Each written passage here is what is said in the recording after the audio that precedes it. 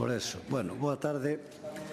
Reanudamos a sesión coa interpelación de doña Rosana Pérez Fernández do Grupo Parlamentario do Bloque Nacionalista Galego sobre o nivel de eficacia das medidas que se están a tomar contra o furtivismo e contra a entrada do produto foráneo no sector pesqueiro e marisqueiro galego. Para formular a interpelación ten a palabra a señora Pérez Fernández.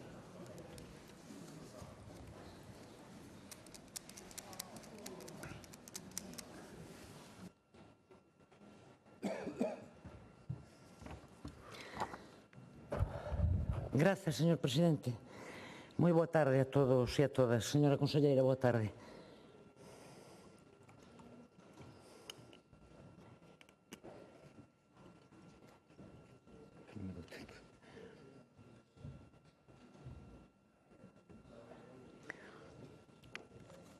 Señora conselleira, o mes de decembro tería que ser un mes vizoso para o sector pesqueiro e marisqueiro galego, porque aumenta considerablemente o consumo e soben tamén de xeito importante os prezos. No entanto, hai xa anos que decembro é un auténtico calvario para a pesca galega, a que a Unión Europea ten sometida a unha reconversión permanente dende 1986 que chega ata hoxe e que aínda non rematou. Ou como se non calificaríamos o novo tesoirazo que a Unión Europea ven de aplicarnos cos recortes salvaxes para o ano 2026 en tres das principais especies para a nosa frota. O 70% na xarda, o 41% no lirio e o 18% do abadexo en riba do recorte que xa tiña. Todo isto sin contar, ademais, cos recortes tamén no xurel. Como cualificaría, señora conselleira, vostede, este mazazo e esta política da Unión Europea? De verde, de ultraecoloxista, de ambientalista radical? Digo e pregúntollo porque o comisario Cádiz, o actual comisario de Pesca, é do seu partido. Era o que, segundo vostedes, viña a salvar a pesca galega. E viña a impoñer un carácter marcadamente social á política pesqueira común, non como o malvado Sinquevicius, que tiña unha teima en contra da frota e nomeadamente en contra da frota galega, verdade? Sabe como cualificaríamos nós, señora conselleira, esta política? A de Cádiz, a do Partido Popular Europeo, a de Sinquevicius e a de todos os comisarios de pesca anteriores.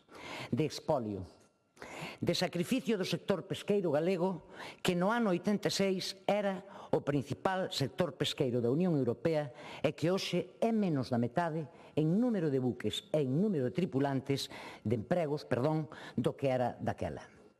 Un expolio é un sacrificio que se ven producindo co silencio cómplice, coa inacción e co teatro, aínda por riba, ao que nos teñen acostumados os gobernos español e galego. Sí, señora conselleira, co seu silencio tamén e ca súa connivencia, porque máis alá de ir a laiarse a Bruselas cada mes de decembro, que máis fai o goberno galego a este respecto? Que máis fai o goberno galego?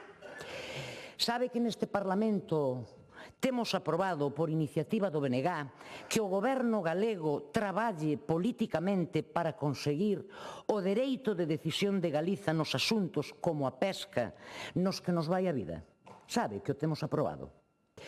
Algún día, ou se non nos toca, pero algún día preguntaremoslle que leva feito ao respecto máis alá de ir a Bruselas e lamentarse e vir coa cabeza baixa como todos os seus antecesores. E ademais deste novo recorte nas cotas e tax á pesca e ao marisqueo, tamén teñen que enfrontar o sector outras ameazas, neste caso as que veñen do propio goberno galego. Conselleira, este domingo, vostede ao mellor aínda estaba en Bruselas, pero este domingo que pasou, miles de mariñeiros, de mexilloeiros e de mariscadoras mobilizáronse en Santiago en contra da bomba ambiental que supón Altri para a Ulla e para a ría de Arousa. E tamén se manifestaron porque aínda seguen agardando a que a máxima autoridade pesqueira deste país, é dicir, vostede, lles explique por que pon por diante os intereses das súas empresas amigas a costa da calidade das nosas augas, dos nosos produtos únicos e de miles de postos de traballo e dun sector que, se tivera a dirección política correcta, seguiría a ser referente dentro e fora do noso país. E este decembro, igual que o anterior e o anterior e o anterior, temos, por se estes foran poucos, aínda outro problema. O problema do furtivismo e da entrada de produtos foráneos ilegais. E voulle facer, señora conselleira, outra pregunta. Está vostede hoxe aquí en condicións de garantir a trazabilidade e a salubridade de todos os produtos do mar que van estar nas mesas de moitos galegos e galegas este Nadal? Esta xa lle resposto eu. Non, non está en condicións. E por qué? Bueno, pois porque os produtos galegos do mar son cada día máis escasos, tal e como demostran os datos da súa propia consellería. E son escasos por unha suma de factores que xa citamos aquí dúcias e dúcias de veces, pero, sobre todo, son escasos polo desleixo e polo abandono por parte da súa consellería e pola súa renuncia absoluta a exercer as súas competencias exclusivas na materia. E como son escasos e de altísima calidade, todo o mundo os demanda, e iso fai que tamén teñen un prezo alto e non poidan chegar a todas as mesas este Nadal. E por iso, moitas e moitos galegos recurrirán a outros produtos que, sen ser galegos, son vendidos como galegos, a prezo de produto galego e sin que a Consellería do Mar o vixíe, o controle, o evite e, finalmente, o sancione. Moi ao contrario, vostedes, a Consellería de Mar, leva séculos facendo a vista gorda sobre marisco sin etiquetar axeitadamente e sobre o marisco que ven doutros lugares, doutros países de xeito legal, sí, pero que se vende aquí como produto galego. Isto, conselleira, xa o sabe vostede, chámase fraude e chámase estafa. E a estafa, señora conselleira, é, como vostede tamén sabe, un delito que se debe perseguir e co que non se pode seguir mirando para outro lado. Pero, ademais, haberá galegos e galegas que este Nadal coman produtos do mar que, aínda sendo galegos, non procedan dunha actividade legal. É dicir, que procedan do furtivismo e, polo tanto, que non pasen por ningún control sanitario. E tamén haberá galegos e galegas que poidan consumir este Nadal produtos foráneos e, ademais, procedentes de actividade ilegal e que se venden como galegos e como legais. Se venden como galegos e como legais. E isto, tamén o sabe vostede, non só pasa no Nadal, senón que pasa todo o ano. Por iso, hoxe, o BNG quixo traer aquí esta interpelación para poñer o acento na necesidade que ten o sector e tamén os propios recursos das nosas rías de que exista un maior control, unha maior vixiancia e, en definitiva, maiores medios para loitar contra o furtivismo, contra o que se leva a cabo aquí, nas rías, pero tamén contra o que ven de fora. Vostede tamén sabe que Galiza é un destino principal para o marisco foráneo, para o legal, pero tamén para o ilegal. E tanto é así que hai decomisos habituais de produtos do mar ilegais, sobre todo procedentes de Portugal, pola proximidade, onde precisamente a magnitude que adquiriu o furtivismo nos últimos anos ali foi levada incluso ao seu Parlamento recentemente e onde se pide, unha actuación global e unha actuación transversal porque, como vostede sabe, hai toneladas e toneladas de ameixa ilegal cuxo destino principal é a exportación ilegal. E Galiza é un dos destinos dese marisco. Non é o único, pero é un dos destinos dese marisco. De feito, téñense decomisado aquí, no noso país, miles de kilos de ameixa portuguesa que, de non ser intervida, podería ter sido depurada aquí, como xa pasou, e vendida aquí como galega. Ou incluso podería ter sido vendida aquí mesmo sen depurar, como xa pasou tamén. En definitiva, Nós creemos que a Consellería ten que incrementar os medios humanos e orzamentarios para loitar contra o furtivismo. É unha necesidade informar e concienciar á cidadanía, ás empresas e á hostelería para que non contribúan en ningunha medida a que eses produtos do mar cheguen ás súas casas e aos seus locais. Tamén no noso caso, no caso galego, é imprescindível manter, é obvio, manter o diálogo e a colaboración máxima coas autoridades pesqueiras portuguesas. E, dende logo, é perentorio amparar, protexer, diferenciar e promocionar o produto galego. Promocionar o produto galego, a súa calidade e a súa singularidade polo ben dos produtores e tamén polo ben dos consumidores. Por iso, hoxe, conselleira, preguntámoslle, xa o ten por escrito, preguntámoslle cais son as actuacións que se desenvolven dende a súa consellería baixo a súa responsabilidade a respecto das cuestións que lle preguntamos e que ten vostede por escrito na interpelación. De momento, máis nada e moitas gracias. Gracias.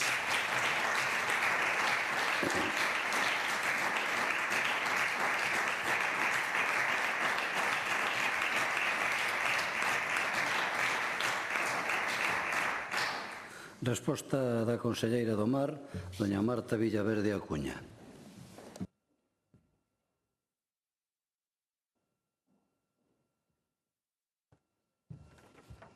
Señor presidente, señorías, boas tardes. Como saberán, eu son nova nesta Cámara, asistín últimamente ás intervencións dos distintos diputados e pensei que solamente o señor Besteiro preguntaba por cousas que non escribe, pero xa vexo que é algo típico de outros grupos. Se quere falar de taquecuotas, pareceme perfecto, señora Pérez, pero ao mellor o que hai que preguntarse é eu que fun a Bruselas a defender os intereses galegos, fun estar xunto con o noso sector, argumentei e enviei informes ao ministro, a ese ministro do goberno de Sánchez que goberna gracias ao seu apoio. Xa lle pediron explicacións porque apoia o Mediterráneo e non apoia a frota galega. Xa pediu explicación vostede? Sí, pois a ver se algún día ven vostede aquí e aproveitarei algunha pregunta para tamén preguntarlle a ver se tamén me responde. E non sei se tamén a súa eurodiputada, tamén que está ali todo o ano. Eu non a vin por ali tampouco, ni co sector, nin por ningún lado por ali intentando defender a frota galega. Pois aquí se vamos a falar, falemos ben, porque solo faltaba que nos viñera despois de estar ali aportando a información, os datos socioeconómicos para que nos defenderan. O ministro Planas, defendeu o Mediterráneo, cousa que é fantástico, porque partían dunha situación tamén moi desfavorable, pero a nosa proposta tamén foi desfavorable e non fixo absolutamente nada para intentar beneficiar a frota galega. Así que pídalle, por favor, explicacións. No que respecta á pregunta que si rexistrou sobre o furtivismo, para empezar, eu quero poñer encima da mesa, quero poñer en valor o gran traballo que se realiza dende o Goberno galego na loita contra a pesca ilegal. Os medios humanos e orzamentarios que pon a Xunta de Galicia para estes fins son importantes, moi importantes e dunha eficiencia probada. No que respecta á Consellería do Mar, saberá que temos o servicio máis importante é o noso Servicio de Gardacostas de Galicia, que traballa 24/7, traballa 24 horas os 365 días do ano, dando unha resposta inmediata a moitos, hoxe nos ocupa o furtivismo, pero moitas veces salvándolle as castañas, apoiando e facendo o traballo de salvamento marítimo, por exemplo, tamén dependente dese goberno que vos apoia desde Madrid. Co cal tamén é unha valor, hai que poñer en valor todo o traballo que fan. Un servizo que fixo este ano máis de 30 anos, que ademais de salvar durante todo este tempo case 2.000 vidas humanas, de loitar tamén contra a contaminación, é o encargado de loitar contra a pesca ilegal en Galicia. Un servizo ao que lle destinamos importantes recursos económicos. No orzamento do 2016 conta con 18,5 millóns de euros. E que tamén está dotado de importantes medios materiais e medios humanos, medios navais, medios aéreos, dos helicópteros, medios terrestres, medios que son renovados con frecuencia e medios que intentamos aumentar cada un dos anos. No que respecta aos medios humanos, se lle parece pouco, temos 144 axentes, 23 veterinarios e agora mesmo hai 22 plazas en procesos selectivos que esperamos cubrir canto antes. Ademais, desde a Consellería do Mar facilitamos ás cofradías mediante unha orden de axudas os medios económicos para que eles poidan contratar os vixilantes, o personal que se encarga da vixilancia e do control. A día de hoxe, gracias á orde de axudas de 5 millóns de euros anuais, hai nas cofradías 163 vixilantes que colaboran con o noso servicio de gardacostas. No ano 2009, a Subdirección Xeral de Gardacostas poñía a andar o plan de loita contra a pesca ilegal. Unha planificación integral para erradicar a pesca ilegal, evitar a fraude e garantir a salubridade dos nosos produtos. Un instrumento con que a Xunta planifica, coordina e executa de forma sistemática os controis oficiais sobre a actividade pesqueira, marisqueira e acuícola no ámbito das súas competencias. Non se trata, polo tanto, dun conxunto de actuacións puntuais nin improvisadas. Trátase dun sistema integral, anual e estructurado que dá cobertura a toda a cadea de comercialización, que vela pola legalidade, pola trazabilidade e pola salubridade dos produtos pesqueiros.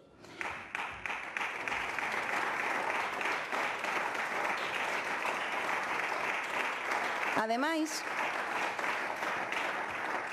Gardacostas, como non podería ser de outra forma, pois coordínase con outras administracións e especialmente reforza a colaboración cos corpos e forzas de seguridade do Estado.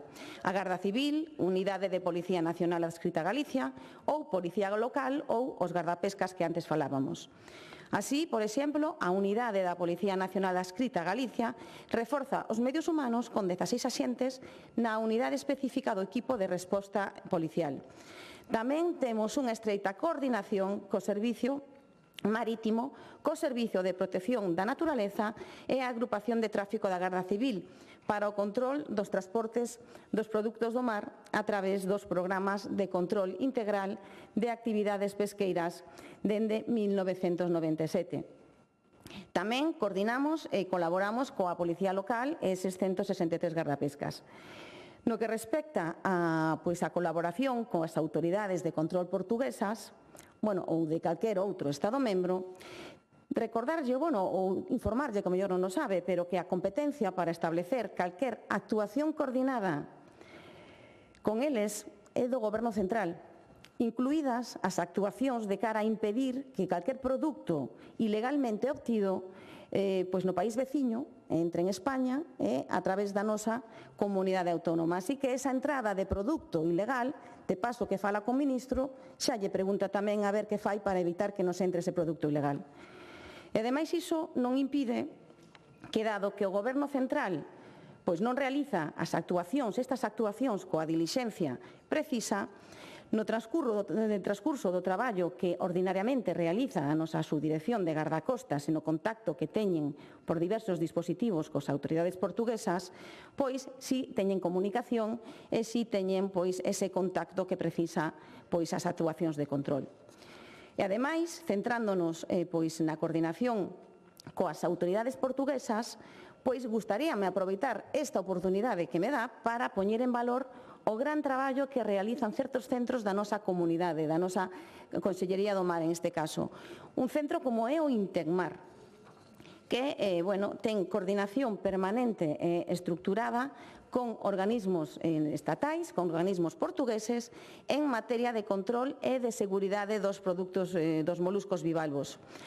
Calquera cambio no sistema portugués de monitorización é comunicado polo Instituto Portugués do Mar e da Atmósfera e trasladado de inmediato ás autoridades con competencias en Galicia, incluindo non solamente ao Intecmar, senón que tamén esta información é trasladada á Garda Civil, á Dirección Xeral de Saúde Pública, garantindo unha resposta áxil e coordinada e garantindo a salubridade dos produtos que se chegan desde ese país. Eu, neste caso, me gustaría moito chamar a prudencia con certas afirmacións de que na mesa dos galegos vai haber produtos que non garanticen a salubridade. Eu faría moitísimo fincapé na prudencia porque unha afirmación deste tipo penaliza sobremaneira o sector e os únicos perjudicados é o sector pesqueiro e marisqueiro.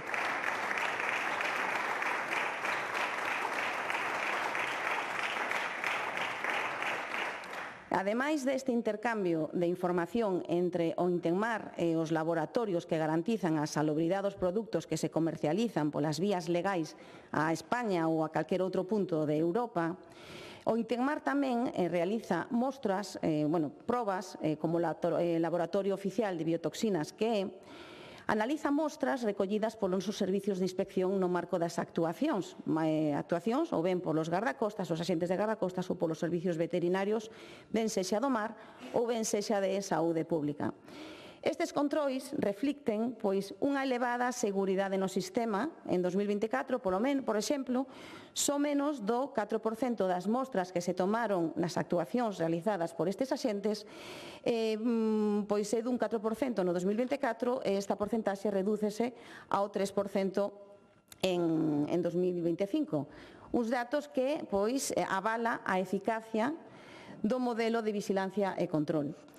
Para que se faga unha idea do traballo que fai a Subdirección de Gardacostas, do importante que é, no ano 2025, de xaneiro a outubro, neses primeiros 10 meses do ano, foron realizadas 8.433 inspeccións, detectáronse 2.233 infraccións e comisáronse 23.673 kilos de produtos non ilegais. Nestes resultados evidencian que, sen ter en conta outras numerosas actuacións realizadas por outros corpos de inspección que tamén ten a Xunta de Galicia, recórdolle, inspectores de saúde pública, inspectores de consumo, inspectores de control da cadea alimentaria. A Xunta de Galicia inverte moitos medios en dotar de inspección, de realizar control en toda a cadena alimentaria dos produtos do mar e de calquer produto alimenticio que este nos mercados de Galicia. Pois as actuacións realizadas polos servicios da Subdirección Xeral de Gardacostas poñen de relevo o gran labor que se fai desde a nosa Consellería na loita contra a pesca ilegal, entre outras moitas materias que realiza. As actividades de control van dirixidas a verificar que os produtos do mar sexan obtidos conforme establece a normativa en vigor e que se comercialicen a través dos circuitos legalmente establecidos. E dentro deses circuitos legais, no marco do mercado único, no que se permite a libre circulación de mercadorías polo espacio europeo, as autoridades debemos respectar as decisións comerciais dos operadores e as preferencias dos consumidores á hora de tomar as súas decisións de compra. En esa decisión de compra hai que velar porque a información que se lle facilite ao consumidor sexa real, sexa veraz e se axuste ao que legalmente se estableza para ese produto en cuestión. Dese xeito, cada consumidor é libre e non se pode penalizar que merque os produtos que máis se axusten ás súas preferencias de consumo. E en velar porque esta legalidade se cumpla, asegúrolle que os nosos inspectores, os de gardacostas e calquer outro departamento da Xunta de Galicia poñen todo o seu celo e o seu empeño. Gracias, conselleira. Gracias. De todas formas, isto non resta que desde a Xunta de Galicia... Rematou o seu tempo, conselleira. Si, ten outro turno depois, gracias.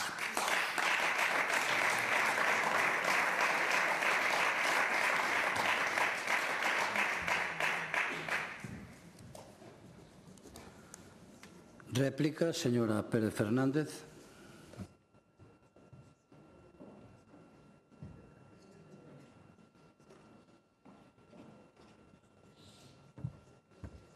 Grazas, presidente. Señora conselleira, non sei que dúbidas lle ofrecían as miñas preguntas, porque o único que dixen foi que queríamos saber, eso o dixen ao final da miña intervención e pode comprobarlo vostede no vídeo, dixen que queríamos saber que actuacións se estaban a levar a cabo sobre todas as cuestións que tiña vostede por escrito. Foi o que dixen. Pero claro, estas cousas pásanlle ás que son novas. Efectivamente, traen o discurso escrito da casa e non se mueven ni un pelo del discurso. Entón, vostede veo a ler aquí o discurso que non tiña que ler, polo menos no principio. E mire, xa sabemos que é nova. Xa sabemos que é nova, o cal non é ningún desmerecemento, ningún, todo o contrario. Xa sabemos que é nova Xa sabemos que é nova na responsabilidade de conselleira, pero tamén sabemos que non é nova na consellería. E tamén sabemos que do seu paso da consellería á responsabilidade da consellería pasou por unha sala e produceuse unha imaxe que non se nos vai olvidar na vida e que vostede tamén cargará toda a súa vida, que foi a de aplaudirlle a un exconselleiro imputado por violencia sexual. Tampouco se nos vai olvidar. Ben, e critica vostede nese discurso que trae escrito do que non se moveu un pelo, porque claro, os discursos, aínda que se traen escrito, hai que adaptalos ás circunstancias nas que se está, e vostede non o fixo. E critica vostede a nós mesmos, porque somos nós, polo visto, según a nova conselleira do Mar, quen temos que falar co ministro. Oiga, vostede sabe que non estamos na oposición, verdad?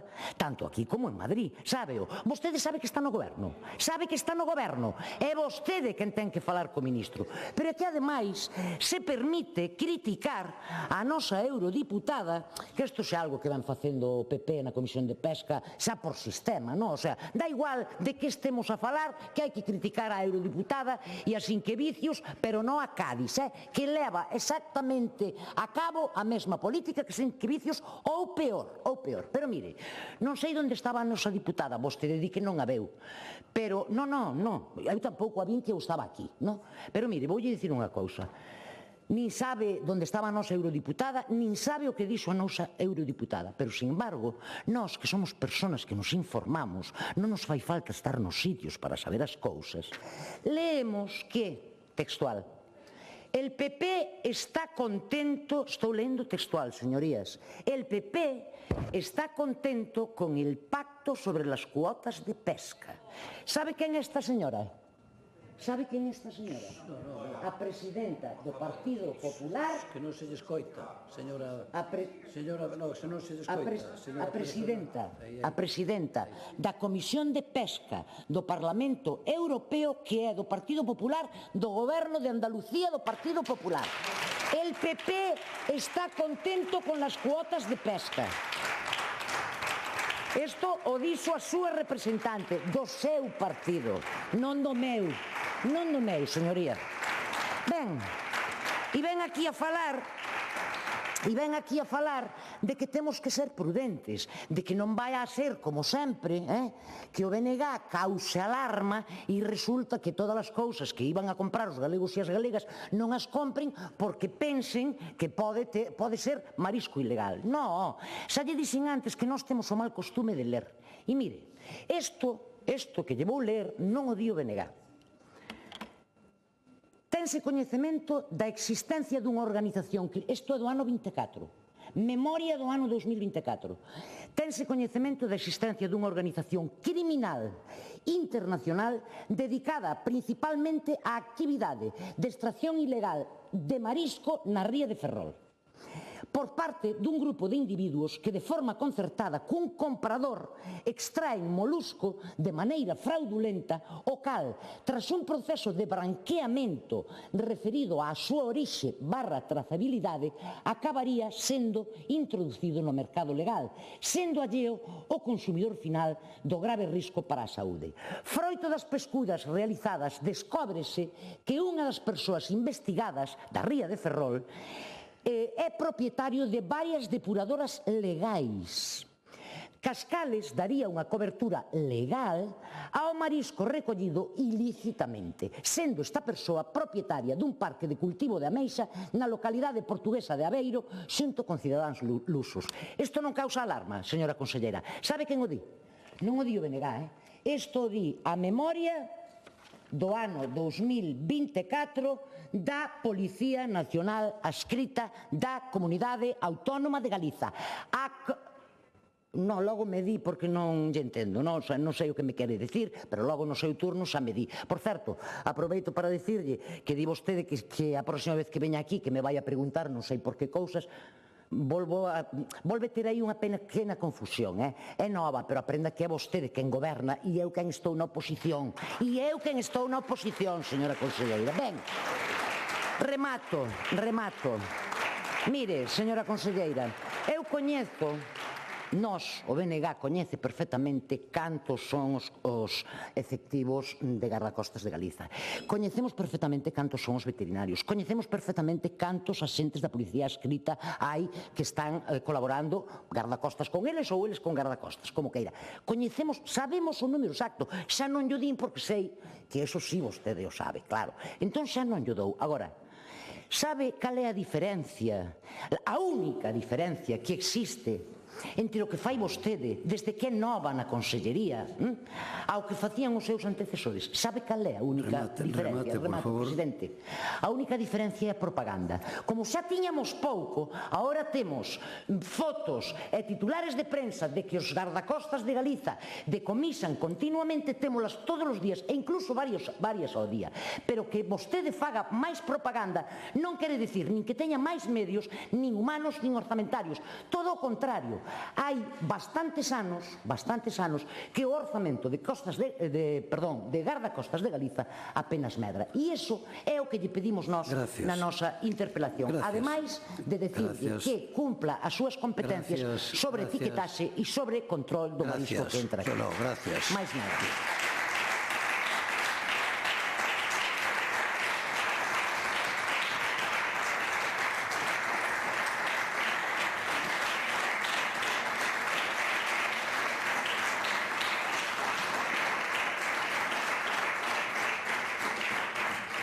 Peche da interpelación, conselleira do Mar.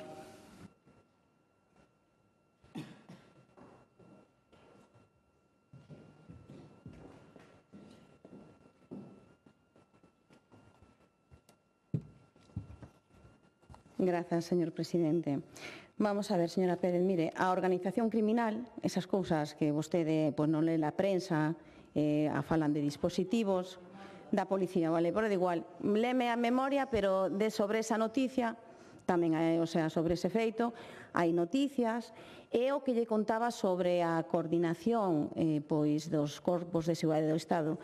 Cando hai unha organización criminal, é tema da Policía Xudicial ou dos COD da Policía Nacional.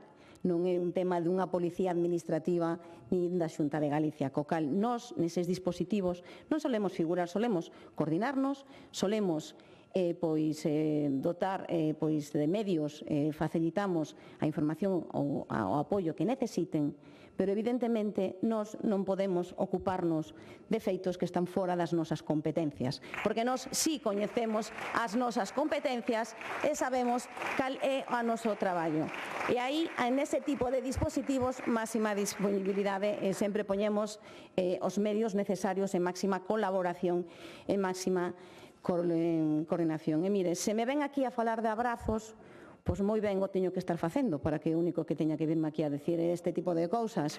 Porque, vamos, falar dunha persona durante tanto tempo que xa non está, e que, vamos, eu veño aquí a falar de mar, señora Pérez, veño aquí a falar de mar. E, bueno, xa que me fala deso, pois unha cousa chámame a outra. Eu quedeme intrigada hoxe do que preguntou o presidente. Van a seguir apoiando na Diputación de Lugo despois do caso Tomé? Van a seguir apoiando? Súrgeme estas dudas. Igual que vostedes, igual que vostedes traen cousas que non rexistran nas súas interpelacións, a min dame pé a contestarlle ás cuestións que vostede manifesta aquí no estrado. Entonces, vostede me fala dunha cousa, eu simplemente lle comento o que me surge. É que, vamos, é que eu me faltaba xa por...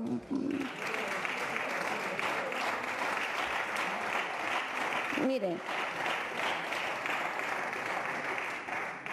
que no tema da pesca ilegal, que no tema do furtivismo, no tema da introdución de produtos no mercado por fora dos circuitos ou por fora de, bueno, que hai infraccións, coñecémolo, que se dan, pois, incorreccións, pois incidencias ou incluso pois hai asuntos fora da normativa, evidentemente todo se pode mellorar. Eu son a primeira que lle digo que traballamos día a día para melloralo. En eso estamos cun servizo que é pioneiro en toda España, que é recoñecido fora de España. Non existe ningunha outra comunidade autónoma que teña un corpo de inspección propio para os produtos do mar como ten a Xunta de Galicia. É algo do que todos temos que estar orgullosos, moi orgullosos, porque ningunha outra comunidade ten o noso nivel de inspección e de control dos produtos da pesca. Fai un traballo encomiable, está os 365 días, 24 horas dispoñibles. Detrás de todo ese servicio hai xente que se encarga tanto da loita contra o furtivismo, do salvamento marítimo de persoas e que se encarga da loita contra a contaminación. E creo que vir aquí a poñer en cuestión e decir, porque o traballo realízano o Servicio de Gardacostas, que é pioneiro e que é todo unha insignia para os servicios de inspección nacionais. O traballo que fan é para encomiar. Bueno, pois eu creo que aquí o que temos que vir a poñer en valor todo o traballo que realizan e, sobre todo, tamén pedirlle ao mellor ao Goberno Central, ese que vostedes apoian en Madrid, pois pedirlle que tamén asuma as súas competencias. As súas competencias que, como comunidade autónoma limítrofe que somos dun país veciño, un país veciño que a veces pois hai descoordinación, o que ten que realizar ese traballo de coordinación, ese traballo de que non entre produtos ilegales, é o Goberno Central. O Goberno Central é o que ten que facer. Por moito que vostede me enseñe a noticia, isto non vai a cambiar. Xa o sei, señora Pérez, xa o sei. Mire, o furtivismo, bueno, tamén entendemos que ten esa concienciación social. E desde a Consellería do Mar temos feito múltiples campañas para concienciar aos consumidores e para concienciar a todos, pois, os eslabóns da cadena da importancia de acudir ás vías de comercio, ás vías legais de comercialización. Campañas como do Mar Vívese, non sexas pirata, a praia de Ensagozar, non a saquear, foron campañas impulsadas pola Xunta de Galicia e, simplemente se intentaba poñer en valor o traballo dos nosos mariscadores e do noso sector pesqueiro.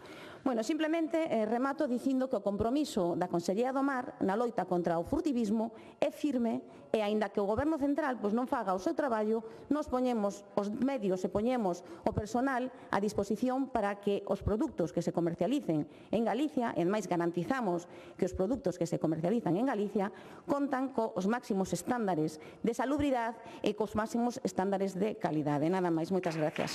Gracias.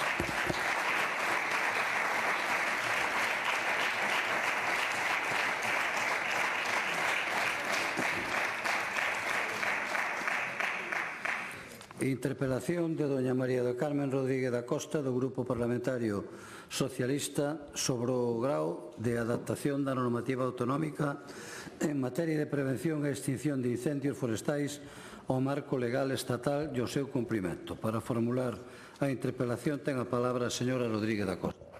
Grazas, presidente. Boas tardes a todos e todas. Señora conselleira, boas tardes. O verán de 2025 xa forma parte da historia negra de Galicia en materia de incendios forestais. 150.000 hectáreas queimadas, decenas de concellos afectados, enormes danos ambientais, económicos e sociais, explotacións agrarias danadas, monte queimado por segunda ou terceira vez, como no Barco de Valdeorras, e unha provincia, a miña, Ourense, cun 15% da súa superficie arrasada polo lume. Aldeas amenazadas, persoas evacuadas, brigadistas gravemente heridos. Isto debería marcar un punto de inflexión real na política forestal galega, pero, por desgraza, o que vimos tras os incendios non foi un cambio de rumbo, senón máis do mesmo, un desastre anunciado e repetido. O que ocorreu no verán de 2025 pois non foi imprevisible. Levábamos anos advertindo neste Parlamento. Advertímolo tras os incendios de 2017, volvemos facelo tras os de 2022 e repetímolo unha e outra vez. sin prevención estructural, sin planificación e sin ordenación do territorio, Galicia, conselleira, está condenada a arder. Este Parlamento aprobou en 2018 un dictamen con máis de 120 medidas froito do traballo serio dunha comisión tras a vaga de lumes do ano 2017. E aquel dictamen era unha folla de ruta clara para mudar o modelo baseada en criterios técnicos e en experiencia profesional. Co voto favorable, non se olvide, do Partido Socialista de Galicia, que o fixo por responsabilidade, como decía, para cambiar o rumbo da política forestal. Tamén houbo informes de expertos, os informes, as recomendacións do ano 19, iniciativas parlamentarias de todo tipo e, con todo, 7 anos despois, a maior parte dese traballo segue sin aplicarse. Nin nova lei de incendios, nin plans de ordenación de recursos forestais, nin reforma das brigadas municipais, nin a avaliación periódica do sistema, nin transparencia real sobre a execución da prevención, señora conselleira. O incumprimento do dictamen de 2018 non é unha cuestión menor nin pasada, é unha das causas estruturais do fracaso actual, porque cando non se cumpre o que se acorda, o lume acaba poñendo as consecuencias en riba da mesa, como aconteceu este verán.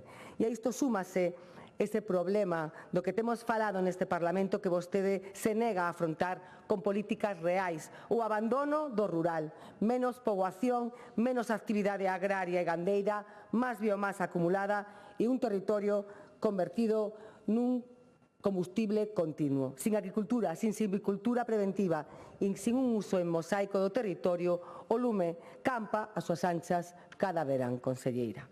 E fronte a esta realidade, non houbo ningunha soa asunción de responsabilidades políticas, ningunha autocrítica, ningunha rectificación do modelo, ningunha avaliación pública seria do que fallou. Pola contra, asistimos á repetición do mesmo discurso, máis medios, máis investimento, máis propaganda, pero chegamos tarde, conselleira. Non se explicou por que non se executaron actuacións preventivas en zonas críticas. Non se explicou por que quedaron fondos sin gastar. Non se explicou por que moitas comunidades de montes non poideron realizar os traballos preventivos solicitados. Non se explicou por que en pleno agosto o Servicio de Prevención de Incendios tiña máis de 200 vacantes sin cubrir. Non se explicou por que se evitou sistemáticamente o control parlamentario. E a falta de prevención nos distritos, conselleira. Cando falamos de prevención, falamos de actuacións concretas no territorio. Por iso, o Grupo Parlamentario Socialista solicitou información detallada sobre as obras preventivas realizadas no ano 2025 en cada distrito forestal. Rozas, cortalumes, mantemento de pistas, puntos de agua, tratamentos silvícolas, medios humanos e materiais. E que fixo vostede? Que fixo a Xunta de Galicia? Negouse a facilitar esta información. Votou en contra dunha proposición non de lei que pedía transparencia e datos por distritos. Sí, o director xeral, competente na materia, non respondeu en comisión ás preguntas formuladas por esta que lles fala. E tampouco se respondeu ás solicitudes de información por escrito, incumprindo a obriga de contestación ao Parlamento de Galicia. De eso xa falamos esta mañá, explicou perfectamente o meu compañero Aitor Bouza. Esta sucesión de feitos demostra algo moi claro. Non hai vontade de transparencia, non hai nada que defender. Cando a prevención se fai ben, se daría conta dela. E sin información por distrito, señorías, non é posible avaliar a eficacia real da prevención nin correxir os erros estruturais que repiten ano tras ano. E aquí chegamos ao punto central desta interpelación, o incumprimento reiterado da obriga de aprobar e publicar o Plan Anual de Prevención, Vixiancia e Extinción de Incendios Forestais en prazo. Estamos ante unha cuestión clave para a seguridade pública e para a prevención real. O Real Decreto Lei 15/2022, que modificou a Lei de Montes tras os graves incendios do mesmo ano, do 22, foi moi claro. Os plans anuais non poden ser documentos aprobados cando xa está en riba a tempada de alto risco. Deben ser instrumentos preferentes integrados co conxunto das políticas territoriais forestais ambientais e de protección civil. Por iso, a lei establece con claridade que eses plans deben aprobarse e publicarse antes do 31 de outubro do ano anterior á súa aplicación, para que a prevención poida comenzar desde o inverno, desde o 1 de xaneiro, e non cando xa é demasiado tarde. E con todo, conselleira, o Pladiga 2025 se aprobaba en maio, 7 meses fora de plazo, sin avaliación pública do plan anterior, sin participación real e evitando traelo ao pleno deste Parlamento. Isa é a súa forma de gobernar. Por que tan grave non publicar en prazo? Porque cando chega tarde, non se pode programar con tempo os traballos de prevención e non se dá seguridade nin ao persoal nin á cidadanía. E tamén o Real Decreto 716/2025, que establece as directrices e criterios comuns dos plans autonómicos, insiste precisamente na necesidade de coherencia, planificación anticipada, formación continua e coordinación interadministrativa. E todo isto é imposible se o plan anual se aproba cando xa está prácticamente en riba a campaña de alto risco.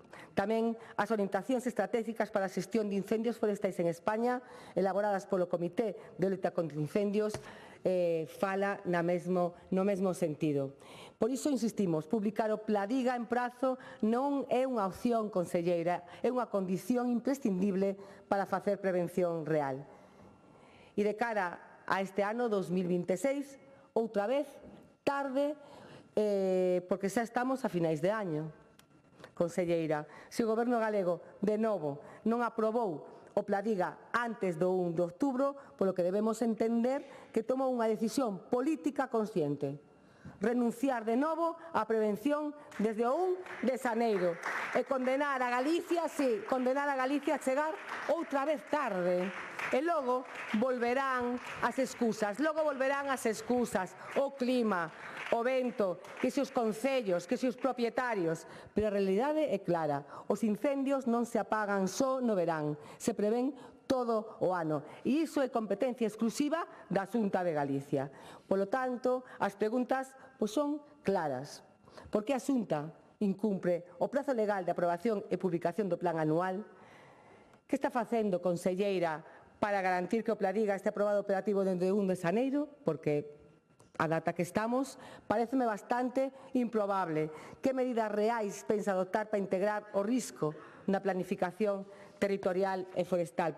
E cando vai asumir a Xunta que sin planificación, sen prevención e sen participación non hai seguridade? Porque Galicia non pode permitirse outro verán como deste ano, do 2025. A cidadanía merece un goberno que planifique e que prevea.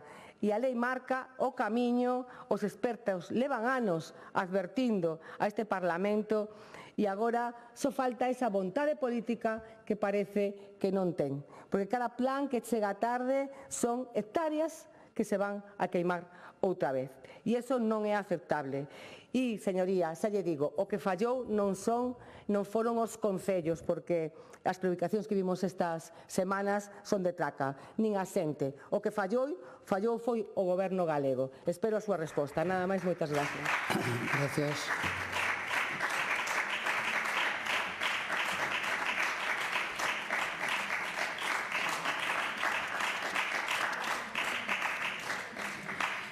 Resposta da conselleira do Medio Rural, doña María José Gómez Rodríguez.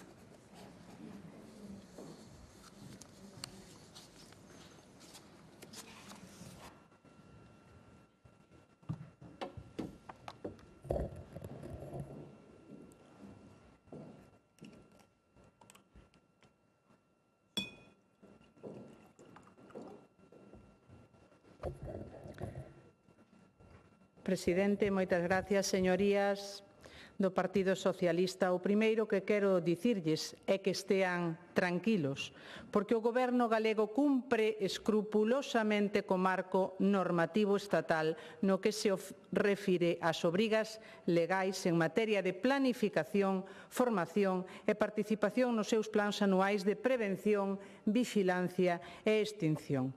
E o segundo que lles vou dicir é que busquen un momentiño, aínda que entendo que estes tempos están bastante entretenidos, para mirar con detenemento o Pladiga 2025, porque así comprobarán que en todas as normas e regulamentos que mencionan na súa interpelación están reflectidas nel. E a maiores incorporamos outras normativas na súa elaboración, así como recomendacións e medidas específicas para as necesidades concretas de Galicia, que fan que este texto sexa un documento útil e vivo que temos na prevención e loita contra os incendios forestais. Ademais, cada ano incorporamos axustes operativos que fan máis eficaces as labores de prevención e extinción. Revisamos protocolos, actualizamos recursos e adaptamos estrategias segundo a experiencia acumulada.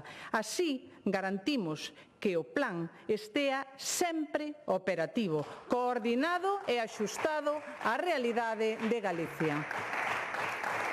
Señorías do Grupo Socialista, o que nos guía non é a procedencia das recomendacións, senón a súa eficacia para previr e actuar fronte ao lume.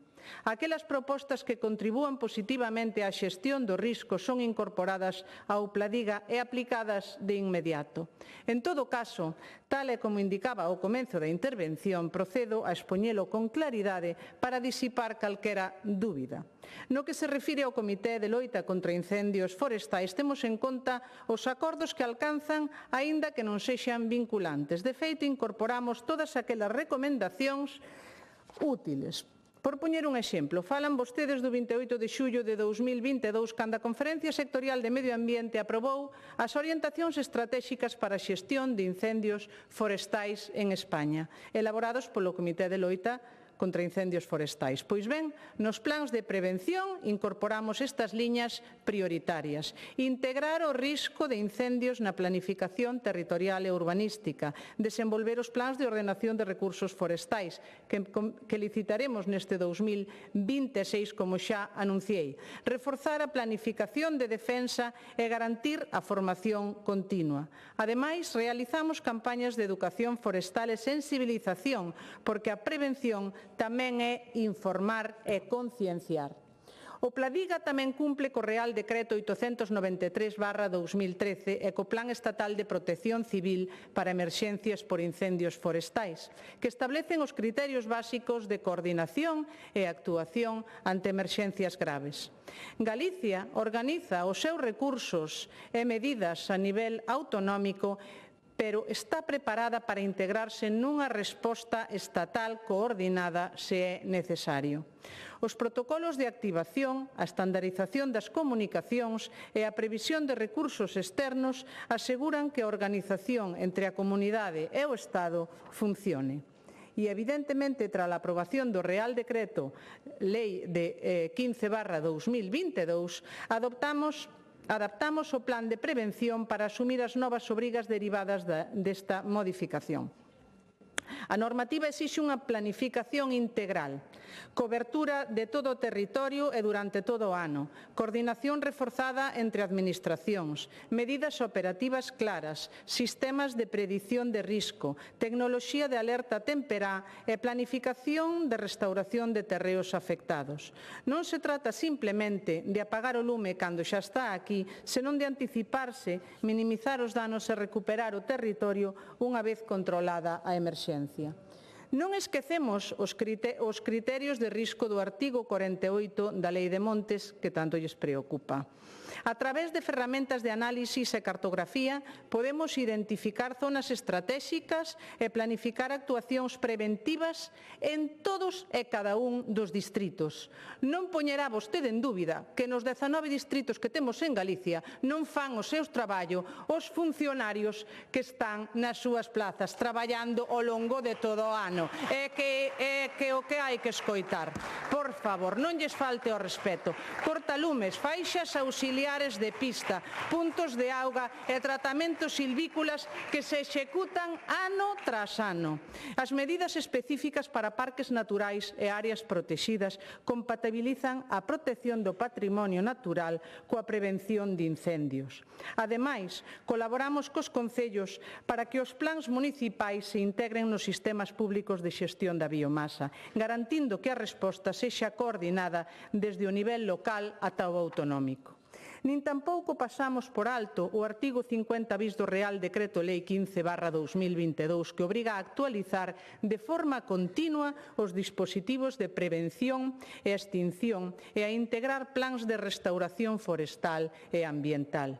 O Pladiga cumple estas obrigas mediante un listado actualizado de medios humanos e materiais. 7.000 persoas integradas no dispositivo das distintas administracións, preto de 30 medios aéreos que serán máis no 2026, 380 vehículos motobomba. Inclúe tamén programas de formación continua para todo o persoal implicado, garantindo unha resposta eficaz e profesional.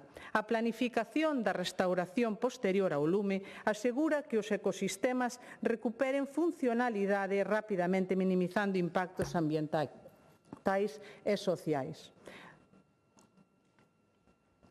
E no que respecta ao Real Decreto 716/2025, que establece criterios comúns para os plans anuais autonómicos co obxectivo de garantir coherencia operativa entre administracións, o Pladiga adapta estas directrices á realidade galega mediante educación forestal básica, integración do risco en áreas protegidas, ampliación de criterios urbanísticos de prevención, reforzo da prevención desde protección civil, aumento da resiliencia das masas forestais, mellora da xestión de emerxencias, actualización de dispositivos de defensa, formación continua e investigación.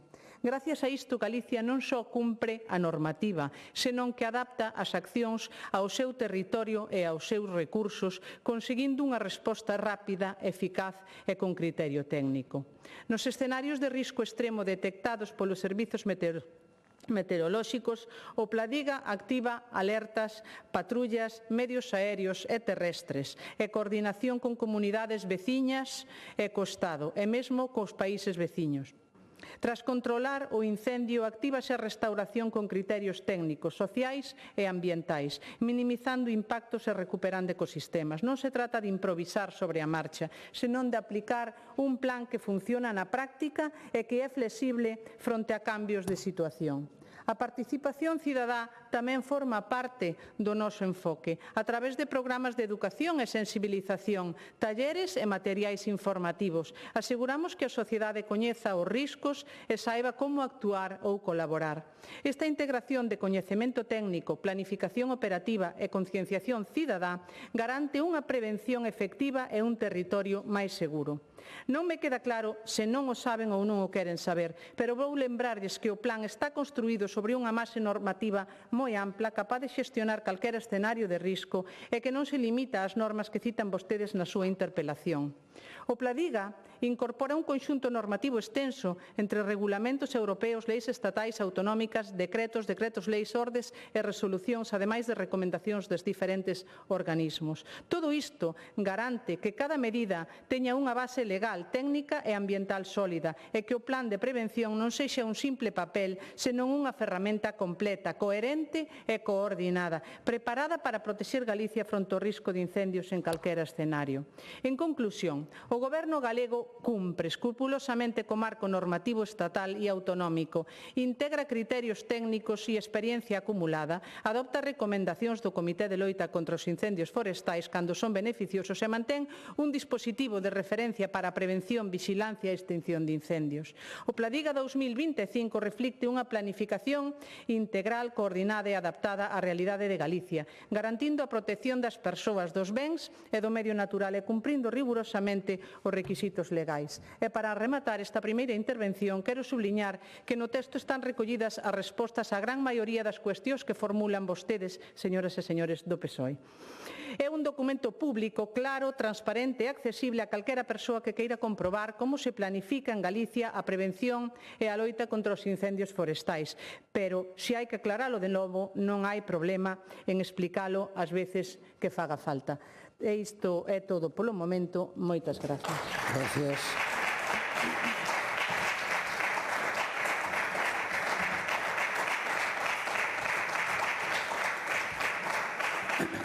Réplica, señora Rodríguez da Costa.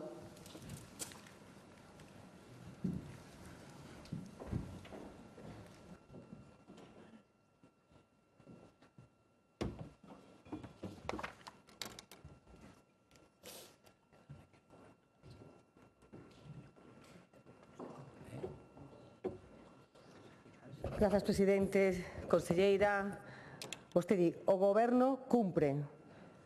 Mire, non nos tome o pelo. Non nos tome o pelo porque publicaron o Pladiga antes do 31 de outubro como mandan os reales decretos, 2 reales decretos. Non. Entón, non nos tome por tontos ou por parvos. E fala dos distritos e di que o Grupo Socialista está pois falando mal dos traballadores. Estou falando da dirección política, da súa xestión, conselleira. Non se escude nos funcionarios. E se os traballos preventivos se realizaron nos 19 distritos, por que non contesta por escrito a súa consellería? Por que vota en contra dunha proposición non de lei na que pedimos un informe detallado das obras que se realizaron este ano? E por que o director xeral non contestou a esta pregunta en comisión? Dígame vostede, que ten outro turno.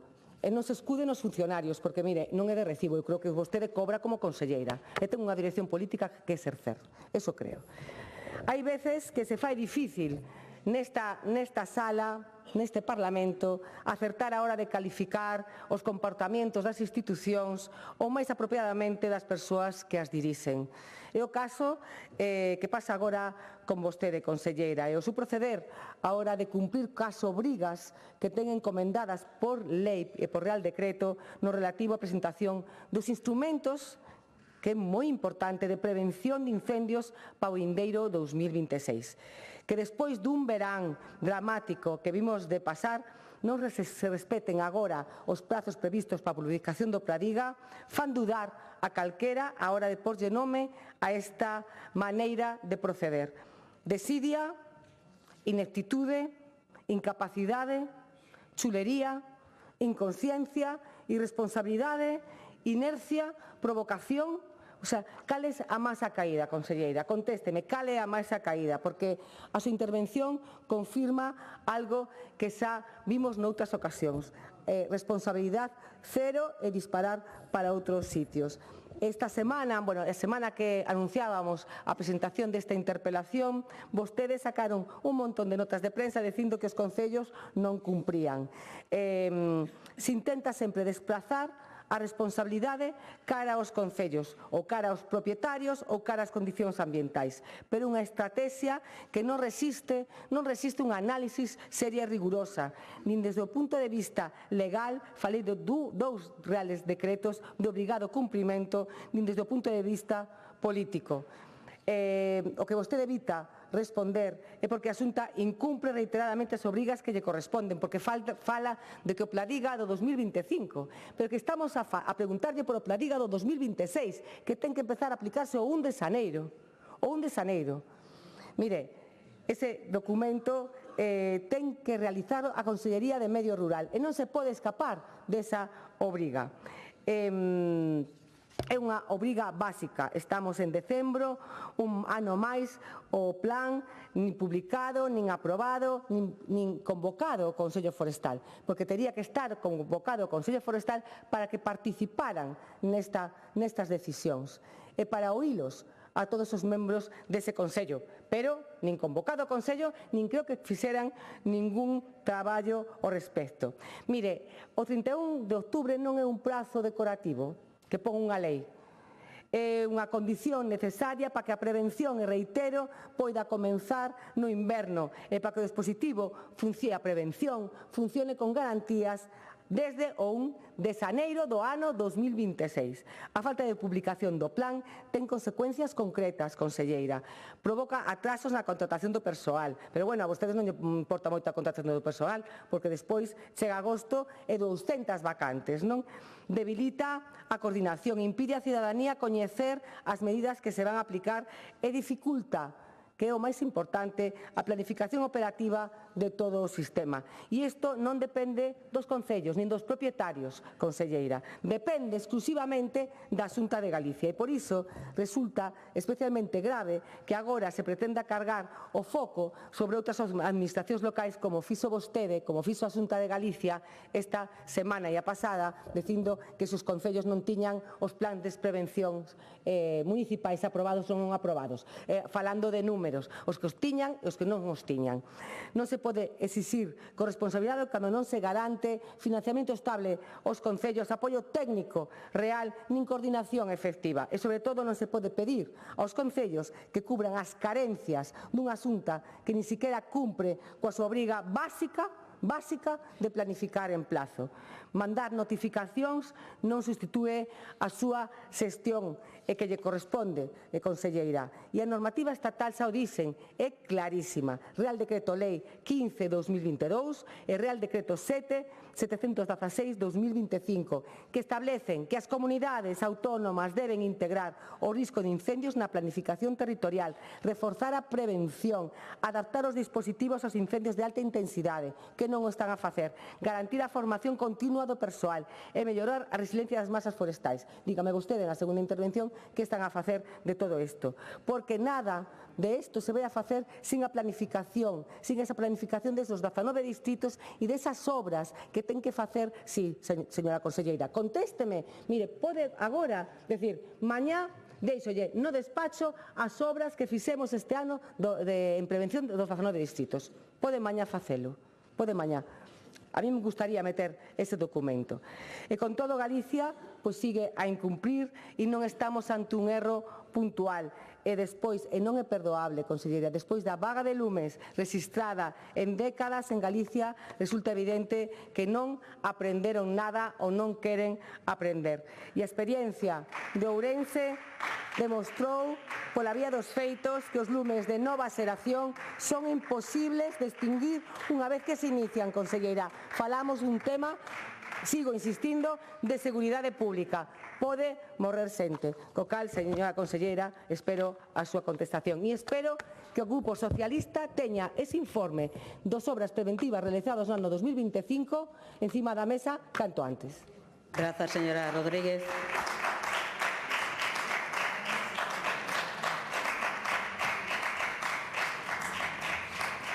E agora quenda de réplica da señora conselleira do Medio Rural.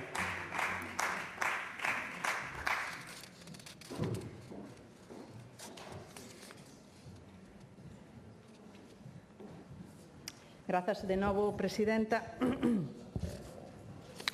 Que hipocresía, señora da Costa. O Goberno da Xunta veu onte aquí a aprobar o presuposto do ano 2026. Cando o Goberno Central leva 3 anos sin aprobar un presuposto incumplindo a lei, ven dar vostede aquí leccións. Está vostede para dar leccións. E voulle dicir outra cousa, o tema tampouco lle veu moi acaído hoxe, porque para falar de incendios está o Partido Socialista. Manda chover. Sei perfectamente que ven vostede a falar do Pladiga 2026. Encima non me tome por tonta, non me tome por tonta. Por favor, mire, señora primeiro, conselleira. Señora conselleira. Perdón. Pido, por favor, que respeten a quenda da xente que está no uso da palabra.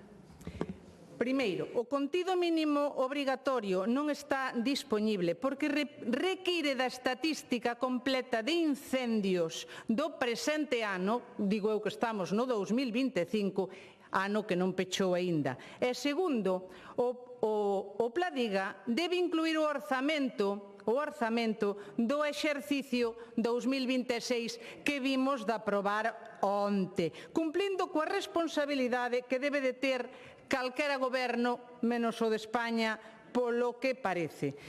Mire, dixo vostede literalmente que non se fixeran as labores de prevención nos distritos e aínda o recalcou na segunda intervención. Non o dixo a señora conselleira, dixo vostede. E en canto ao dictame despois da vaga de lumes do ano 2017, direille que o 80% das 123 medidas están cumpridas.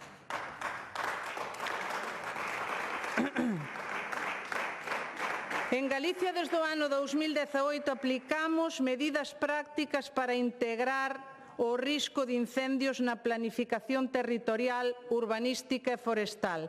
Colaboramos cos concellos na elaboración e revisión dos plans municipais, por suposto, integrando cartografía urbanística e catastral para definir as faixas secundarias. Incorporamos o risco de incendios nos plans de áreas protegidas, con medidas silvícolas preventivas. O visor corporativo actualízase constantemente para planificar co criterio de risco e coordinamos co planeamento urbanístico municipal nas zonas de contacto urbano co monte. Estas accións non son meras declaracións, son medidas concretas que reducen o risco e salvan vidas.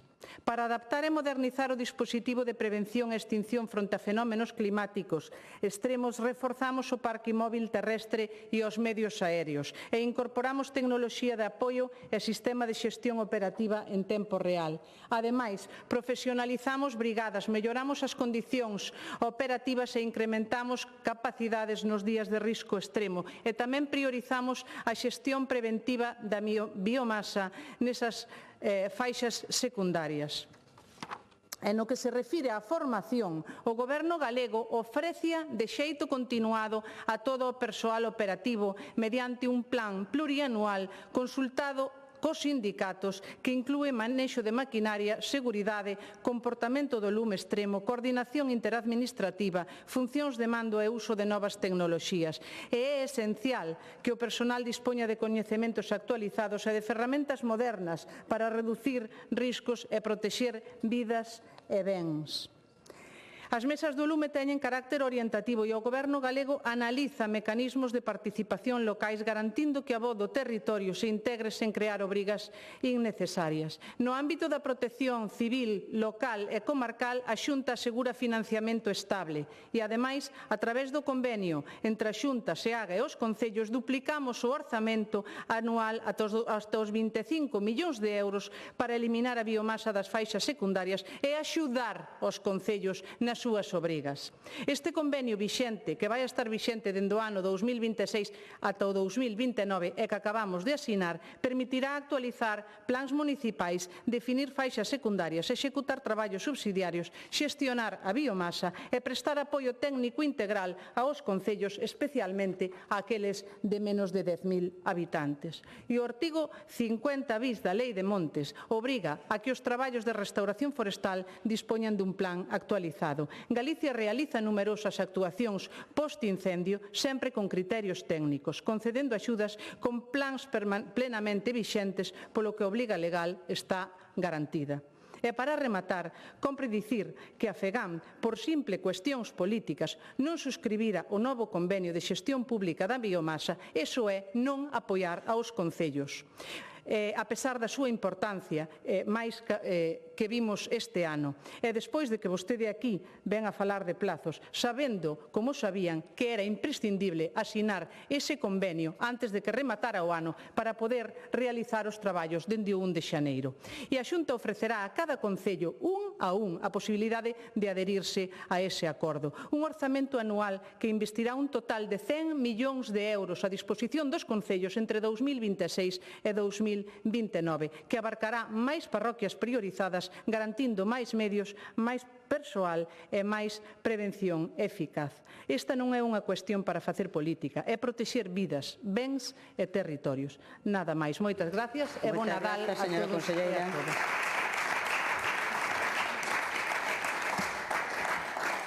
Pasamos agora ao punto 6 da orde do día, preguntas ao Goberno. Empezamos pola de don Ramón Tomás Fernández Alfonso e dos deputadas máis do Grupo Parlamentario do Bloque Nacionalista Galego sobre as necesidades de reforma das infraestructuras do IES Concepción Arenal de Ferrol e as previsións da Xunta de Galiza ao respecto. Para formular a pregunta ten a palabra o señor Fernández Alfonso. Boa tarde a todos e todas, boa tarde, señor conselleiro. É obrigado pola nosa parte comezar esta pregunta dándolle as grazas e os parabéns a todas as persoas que foron hoxe a folga para defender os dereitos non só do profesorado, senón tamén e sobre todo para defender o dereito a un ensino de calidade, con medios e persoal suficiente para atender todas as necesidades dos nosos fillos e fillas, para atender todas as casuísticas e diversidade que conviven nos centros de ensino. Os pais e nais temos dereito a un ensino de calidade, integrador e igualitario, e para garantir este dereito compre baixar o rateo, compre máis profesorado, máis orientadores e orientadoras, máis desdobres, máis especialistas e máis recursos. E sobra propaganda e autoritarismo, que son os rasgos distintivos do seu goberno. Falta diálogo e vontade construtiva, señor conselleiro, diálogo e vontade construtiva, comezar por respectar a maioría sindical que saiu das eleccións, mas é sabido que o Partido Popular só respeta a democracia cando gaña as eleccións, cando as gañan outros, procuran evitala. O que vivimos e sentimos os pais e nais a día de hoxe nos centros educativos é que somos reféns do Partido Popular, reféns do seu autoritarismo e prepotencia, reféns do seu negacionismo, reféns do pensamento único, negador do noso idioma e da nosa realidade e negador dos recursos necesarios para atendela, tanto no plano académico como no emocional. Por defendernos a todos e a todas os nosos dereitos, por defender ese proxecto de ensino público galego, de calidade, integrador e igualitario, moitas grazas de novo, parabéns aos sindicatos que convocaron as folgas. E vamos falar tamén das necesidades do Instituto Masculino de Ferrol, da necesidade de facerlle unha reforma e, sobre todo, da necesidade de dotalo de máis espazo para a educación física. Como sabe, trátase dun instituto moi grande, en ocasións coinciden 3 grupos facendo educación física que non collen no pequeno pabillón do que dispón o centro. Cando fai bon tempo non hai problema, usan as pistas de fora, mas cando chove non teñen alternativa e algúns dos grupos teñen que facer educación física, sabe vostede onde? Na aula. Sí, na aula, é dicir, cando chove, algúns dos grupos non fai educación física. Vai facer agora 3 anos que lle preguntamos polas necesidades do Instituto Masculino e dicíamos daquela que o centro estaba abandonado pola súa consellería. Vostede dicía que faltábamos a verdade. 3 anos despois, a situación do centro sigue igual. É dicir, constátase que efectivamente o centro está abandonado. As fendas, desconchados e humidades foron a peor e, por suposto, seguimos sen espazo apropiado para a educación física. Dicía vostede daquela que estaba pendente dos informes técnicos da Consellería. Meses despois, en novembro de 2023, anunciou que os trámites comezarían no 2024. Señor conselleiro, a 14 días de comezar o ano 2026, como está o proxecto para dotar o Instituto Masculino de Ferrol dos espazos que necesita para as aulas de educación física? Obrigado.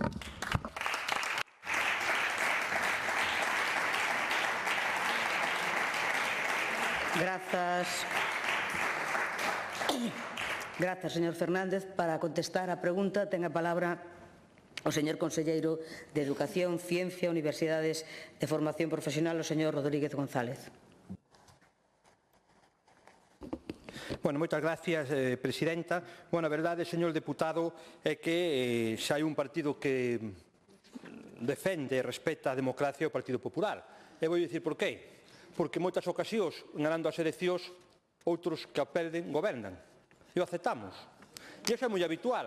É moi habitual, mesmo en algunhas administracións que están a día de hoxe gobernadas polo Partido Socialista ou polo Bloque, son dos partidos que perden as eleccións e gobernan, porque afortunadamente este partido respeta as maiorías. E tamén decir, señor deputado, que dá a sensación de que non acertou moito na súa pregunta. Digo que non acertou moito na súa pregunta de dúas perspectivas. Non? A primeira plantexa aquí algo que eu xa prevía cando vin a orden do día cal era a súa intencionalidade. A súa intencionalidade política non era falar deste caso concreto ou doutros que van a vir sen dúbida, senón intentar falar dunha enorme folga educativa que tuvo un grandísimo seguimento do 10%, algo máis do 10% do profesorado. Iso é a realidade, iso quer dicir que o 90% do profesorado non secundou o chamamento dunha formación sindical tremendamente vencellada ao seu partido. Non sabe como é, CIGA-BNG, BNG-CIGA. Creo que é absolutamente descriptivo sin entrar a valorado. E iso é a realidade. Despois de moitas semanas de un constante chamamento nas redes sociais en todas partes, un 10% do profesorado está moi ben. Eu creo que así se avanza moito no sistema educativo, igual que se avanza no sistema educativo facendo unha promoción constante do conflicto e, sobre todo, non recoñecendo o que se está facendo. E non recoñecer o que se está facendo é levar a cabo e desenvolver un acordo sindical, sí, un acordo sindical, con 3 das 4 organizacións sindicales que conforman a mesa sectorial.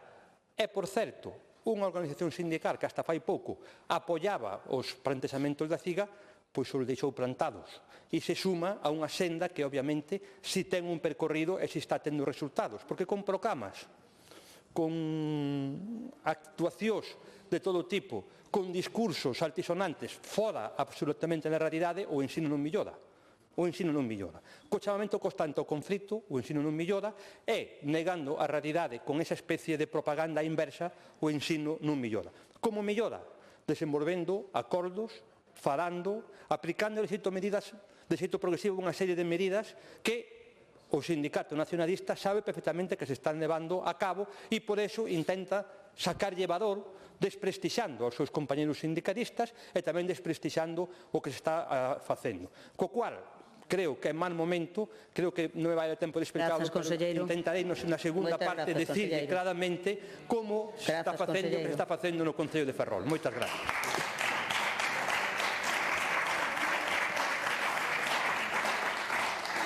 Quenda de réplica, señor Fernández Alfonso. Sí, obrigado, señora presidenta. Sempre se nos esquece que o señor Feixóo non é presidente porque non quere, está ben que non lo recordar.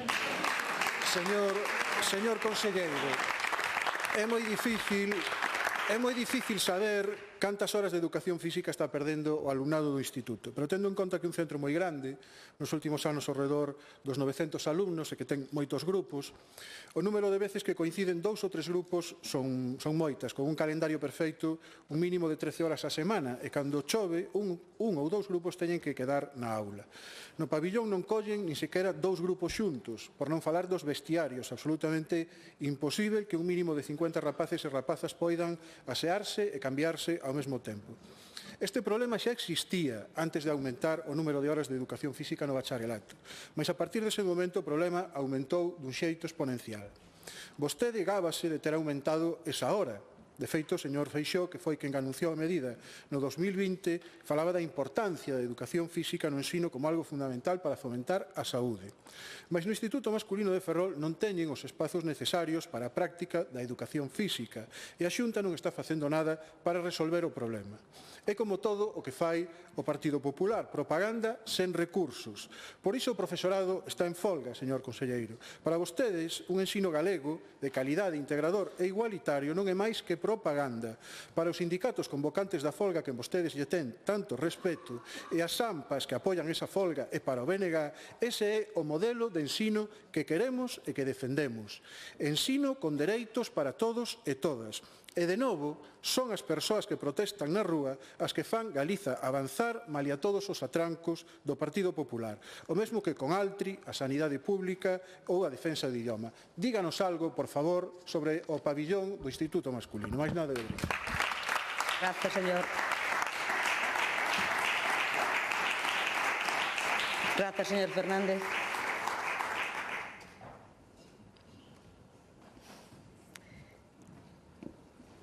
Bueno. Ahora sí. Para a réplica ten a palabra o señor conselleiro. Bueno, dicía no inicio da miña anterior intervención que non acertada coa temática debido, primeiro, ao que acabo de comentar da folga e, segundo, debido ao traballo que se está facendo no Concello de Ferrol, na cidade de Ferrol, respecto aos centros educativos.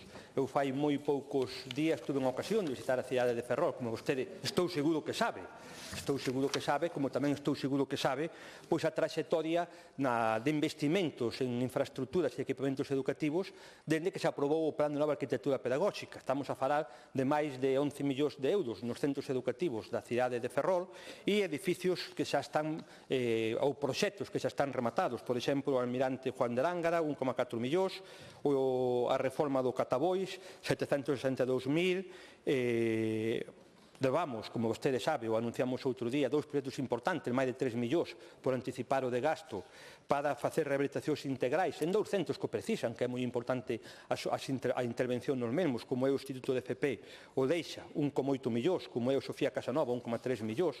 Tamén temos en marcha, en execución, agora mesmo, no Terra de Ferrol, no Centro de Educación Especial, 600.000 euros no ámbito de arranxos na coberta e outros arranxos, e tamén temos un proceso de un proxecto de cooperación e colaboración co Concello de Ferrol, onde a medias, e de xeito consensuado, estamos intervindo con máis de 1 millón de euros en 10 centros educativos de primaria. Creo que é moi boa práctica e moi bo exemplo, que me gustaría que outros concellos de outras cidades fixesen o mismo que fai o Concello de Ferrol para manter os seus centros. E respecto ao que vostede me di, bueno, é obvio que non se pode facer toda a vez, pero tamén é obvio que hai unha serie de criterios que se deben seguir que son prioritarios, e para nós a posta en marcha ou a mellora do Concepción Arenal pois é unha prioridade.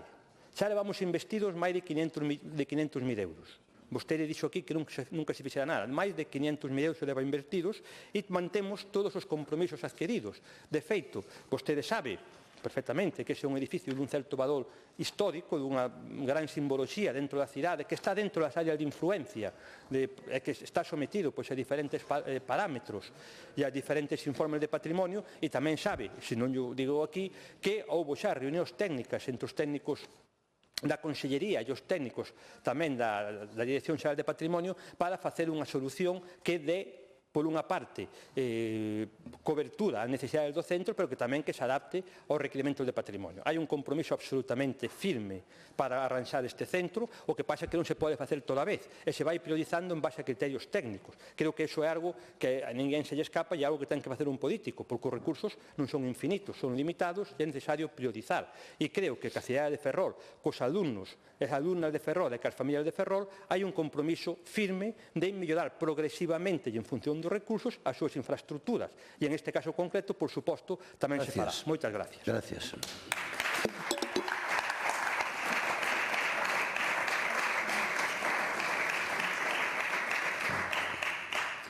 Pregunta de don Óscar Insua, do Grupo Parlamentario do Bloque Nacionalista Galego.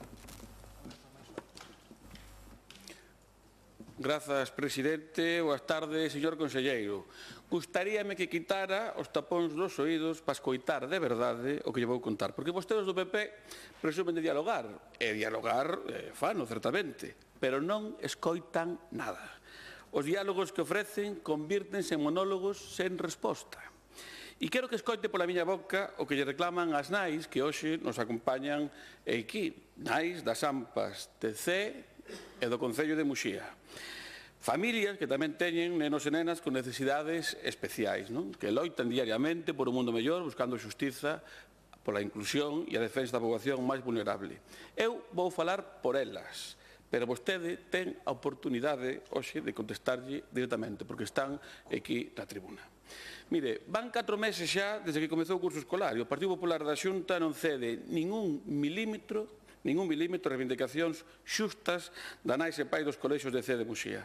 Levan semanas concentrándose nas portas dos centros de ensino para reclamar máis profesores para os nenos e nenas con necesidades especiais e tamén coidadores.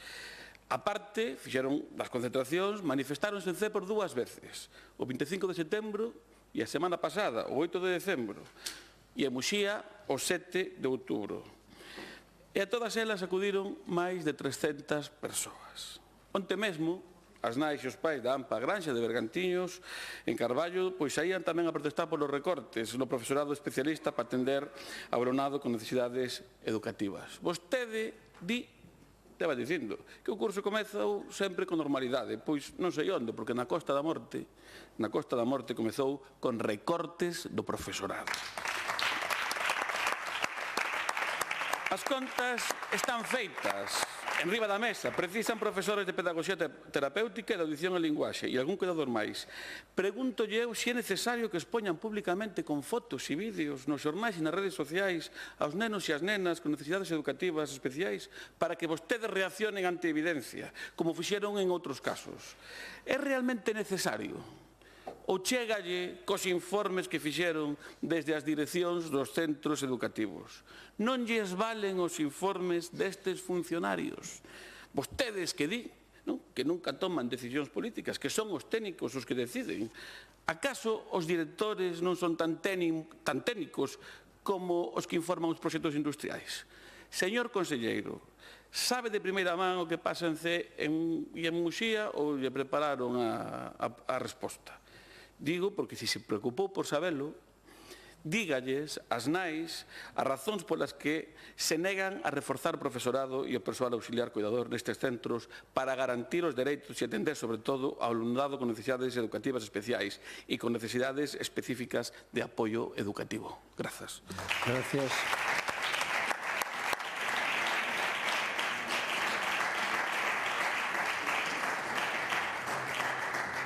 Resposta do Conselleiro de Educación, Ciencia, Universidades e Formación Profesional. Moitas gracias, señor presidente. Señoría, por suposto que escoitamos sempre atentamente. O vamos facendo moito tempo. As familias, as formacións políticas, as organizacións sindicales. E gracias a eso sabemos o que pensa a inmensa maioría do pobo galego, por eso nos votan e por eso ganamos as eleccións. Non somos absolutamente sectarios, nin pretendemos ter absolutamente a razón sempre, nin temos un pensamento totalitario como outros poden ter. Nós, dende logo, non somos así. É dicirlle que eu levo escoitando o BNG prácticamente 15 anos en esta Cámara. E a verdade é que en 15 anos nunca lle escoitei unha palabra positiva do sistema educativo galego. Ni unha. Ni unha. Sempre lle escoitei posicionarse negativamente a todos os grandes avances que se fixeron na educación galega nos últimos 15 anos. Sempre votaron que non a cuestións como a FP básica, por exemplo, ou a posta en marcha do CIF, ou a FP dual, ou a moitísimas cuestións que se puxeron encima da mesa que vostedes dixeron sempre non. E vostedes teñen un problema, que parten de que pensan que teñen a razón absoluta, e pensan que só hai unha razón, a súa, igual que só hai uns bons galegos, os seus. Pero a realidade non é así. A realidade non é así. A realidade é que no ámbito concreto, non fa falta que me ensinale que lle vou a responder, non se preocupe, que lle vou a responder, home, este tranquilo que lle vou a responder. Sí, por suposto. Teño o máximo respeto por as familias, pero non teño a menor dúbida. Quizás o mesmo que ustedes, por non decir máis, pero por lo menos o mesmo, por lo menos o mesmo. E eu teño o máximo respeto como responsable político por as familias de calquer concello de Galicia, porque é o meu deber como político e como responsable político. E todos os asuntos de todas as decisións que se fan en este caso, en atención á diversidade, se fundamentan sempre. E é algo que é moi difícil de cuestionar en criterios técnicos feitos, neste caso, por os equipos directivos feitos por inspección e que se evalúan posteriormente nun grupo de traballo a nivel provincial que é a que decide se un recurso é necesario ou non é necesario. E respecto ao que vostede di, nalgúns destes centros que vostede citou, hai máis recursos de profesores especialistas co ano pasado. Se vostede lle dá a cabeza e di que non, está mentindo, e o sabe. Nalgún destes centros en concreto hai máis recursos especializados que o curso pasado, con menos alumnos, porque é unha máxima que en estes últimos cursos, con menos alumnos, o sistema educativo galego ten tido máis profesores e temos unha responsabilidade absoluta cos alumnos con necesidades educativas especiales. Temos feito moitísimas cousas e quedan moitísimas cousas por facer para poder axudar aqueles alumnos que máis o precisan e para poder ter unha integración e unha equidade a maior posible. Por certo, dentro de España, cos defectos que temos, dentro de España, así o recoñece PISA, temos o ensino máis equitativo de España e tamén o propio Ministerio recoñece que temos o ensino máis inclusivo do conxunto de España. Moitas gracias.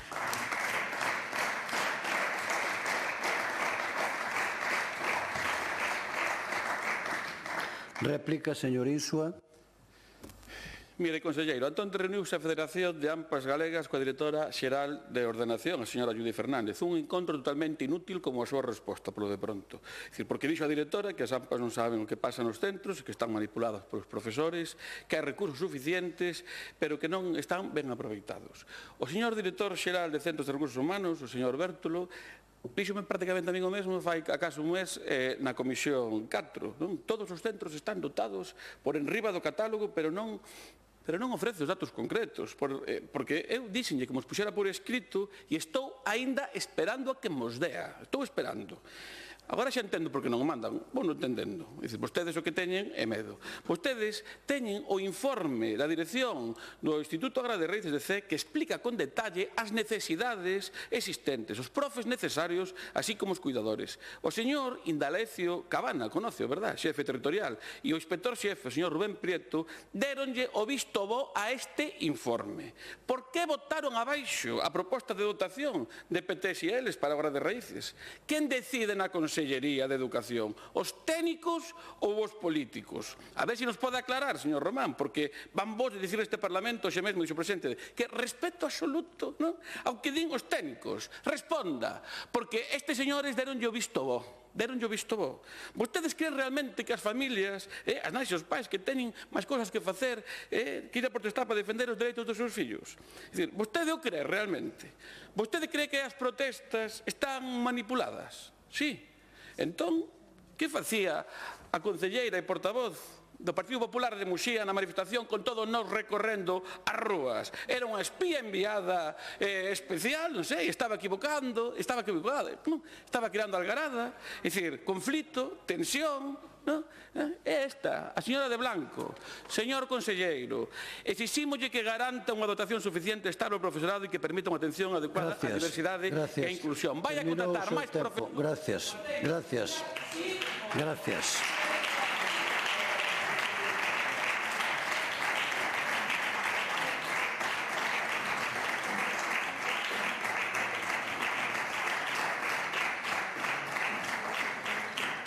Peche da pregunta, conselleiro de Educación, Ciencia, Universidades e Formación Profesional.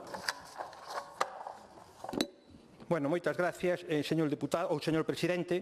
Bueno, vostede quere falar de números, eu falo de números.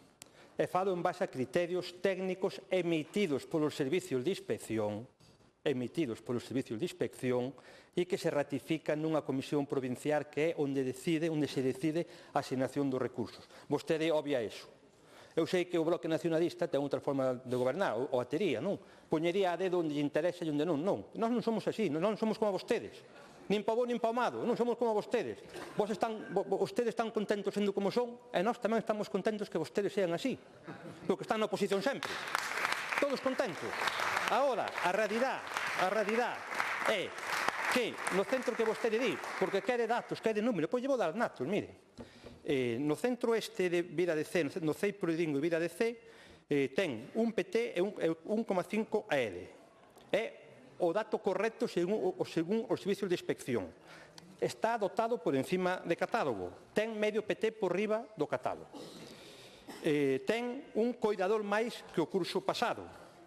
E as aulas, todas elas están moi por debaixo das ratios máximas. Todas elas. De feito, neste centro hai unha capacidade de carga de 340 plazas, hai 340 plazas dispoñibles e hai 283 plazas ocupadas, é dicir, que hai un decaraxe aproximadamente de 50 plazas libres, é dicir, non hai masificación, hai recursos humanos e isto se basea todo en informes, como xa digo, de inspección.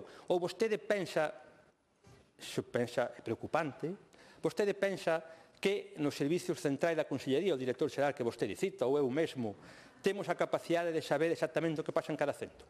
Non a temos, pero temos unhos servicios de inspección que son quen informan e en base aos servicios de inspección se toman as decisións técnicas. Perdón, as decisións, digamos, de asignación ou non de recursos en base a cuestións técnicas. Centro de Muxía, que tamén o citou vostede, mira, tamén está por riba do catálogo. Ten medio ERE a maiores e todas as aulas están por debaixo das ratios máximas. E tamén dispón de espacio para 143 alumnos e só ten 90 alumnos. É dicir, ten casi espacio para 50 alumnos máis.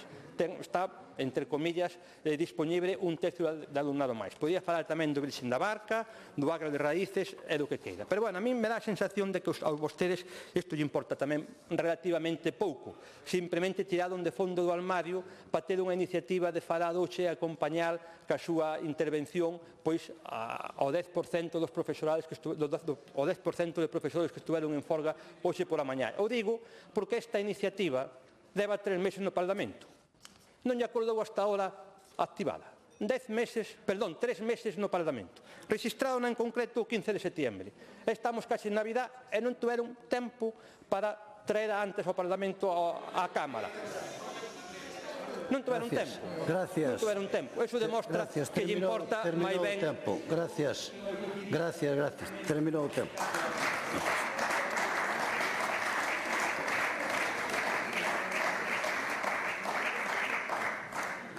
Pregunta de doña Silvia Longueira, do Grupo Parlamentario Socialista.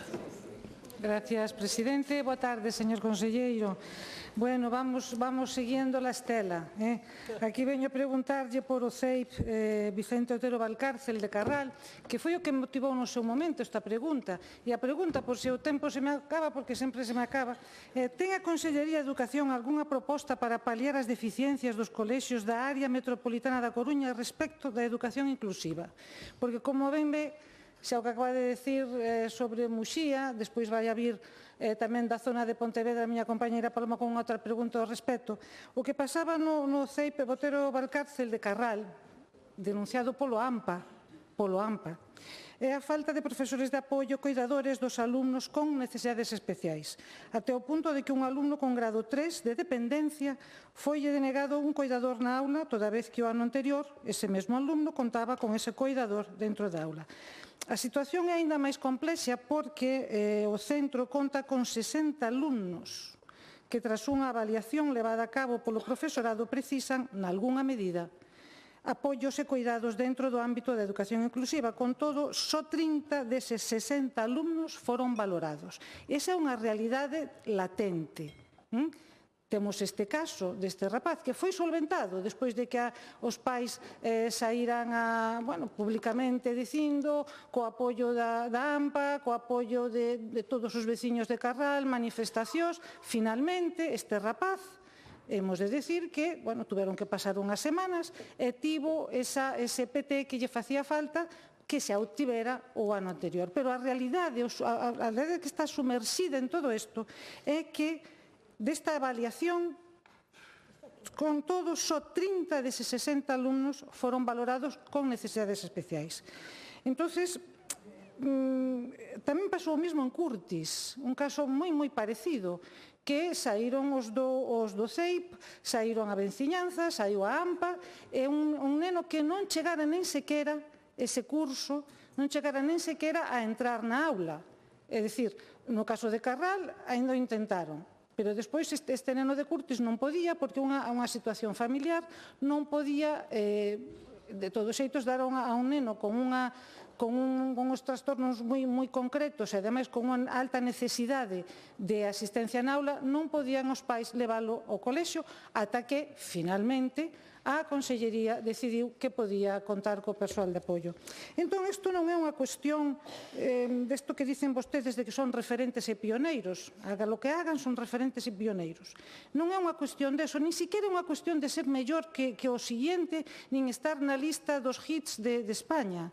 É unha cuestión de que o próximo ano van a ter que pasar estas familias, que van a seguir sendo as mesmas e máis, van a ter que seguir pasando este calvario de sair á rúa a pelexar, ou ten a Consellería unha planificación ao respecto. Moitas gracias.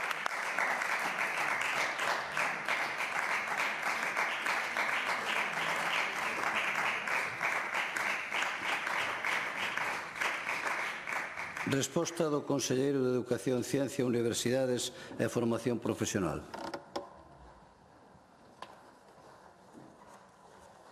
Bueno, moitas gracias, señor presidente. Señoría, vostede forma parte do Partido Socialista. O Partido Socialista leva, creo que máis gobernando a educación deste país nos últimos 8 anos aproximadamente. Non digo máis gobernando porque, agora parece que a ministra xa non é ministra, pero estuvemos máis dun ano, máis de casi 2 anos, sin saber que existía, non? Porque nunca nos chamou a ninguna reunión aos conselleiros autonómicos, pese a que en teoría a súa función era coordinar as comunidades autónomas. É o que ten que facer o Ministerio de Educación, coordinar as comunidades autónomas. Digo isto porque vostede, estou seguro, que vai dicir que o Ministerio de Educación o fai moi ben, porque é o que din os socialistas, ainda que anden por aí de feira en feira, non dicir outras cousas peores, din que non pasa nada. Digo isto porque se facemos caso ao seu Ministerio, ao Ministerio de Educación do Goberno de España, hai un dato que creo que é moi clarificador. O Ministerio nos di que Galicia é a comunidade autónoma que ten un ensino máis inclusivo de España, que ten a maior porcentaxe de alumnos con necesidades educativas especiales integrados nas aulas ordinarias, máis dun 93% dos mesmos. E obviamente ese é un reto enorme, é un reto brutal, porque é necesario xestionar a diversidade. E é certo que vostede dirá, bueno, iso non importa nada, aquí se fai moi mal. E eu lle pregunto como se fará no resto dos sitios, como se fará en alguna comunidade autónoma socialista gobernada onde están nos últimos postos cando Galicia está nos primeiros. E a partir de aí podemos falar do que queira. Podemos falar de casos concretos, podemos falar de vocacións políticas, podemos falar de moitísimas cuestións. Xa lle dixen antes, para a comunidade autónoma de Galicia a atención á diversidade é un eixo estratégico. Un eixo estratégico que se fundamenta en axudar máis a quen máis o precisa. E temos feito e avanzado moitísimo neste campo, moitísimo neste campo. E tamén recoñecemos que queda moito por facer. Pero realmente vostedes aquí o que plantexan é un caso concreto que obviamente habrá que tomar as decisións en base ás referencias e aos requerimentos técnicos e tomar as decisións correspondientes. E, según vostede di, parece que a educación inclusiva en Galicia pois non existe. Temos unha plantilla de profesionais en torno a 5.000 profesionais en atención á diversidade. O número de PTs e AEDs se duplicou en 10 anos. Duplicamos dende o ano 9 o número de coidadores. Temos a maior capacidade de detección de alumnos con necesidades educativas especiales de España, un 5% respecto a unha media de España dun 3,6%. Temos o mellor ratio en educación especial de España. Nós temos 3,3 profesores por alumno en os centros de educación especial por 5,2 a nivel de España. Somos os únicos que temos programas de formación profesional básica adaptado. E temos, como xa dixen antes, unha deuda moral con aqueles alumnos que máis o precisan. E, por suposto, somos conscientes que todo o que se faga pode ser sempre insuficiente, pero que non se pode cuestionar o esforzo que se fai en este centro, como en outros centros, por favorecer a educación inclusiva e axudar máis aos alumnos que máis o precisan. Moitas gracias.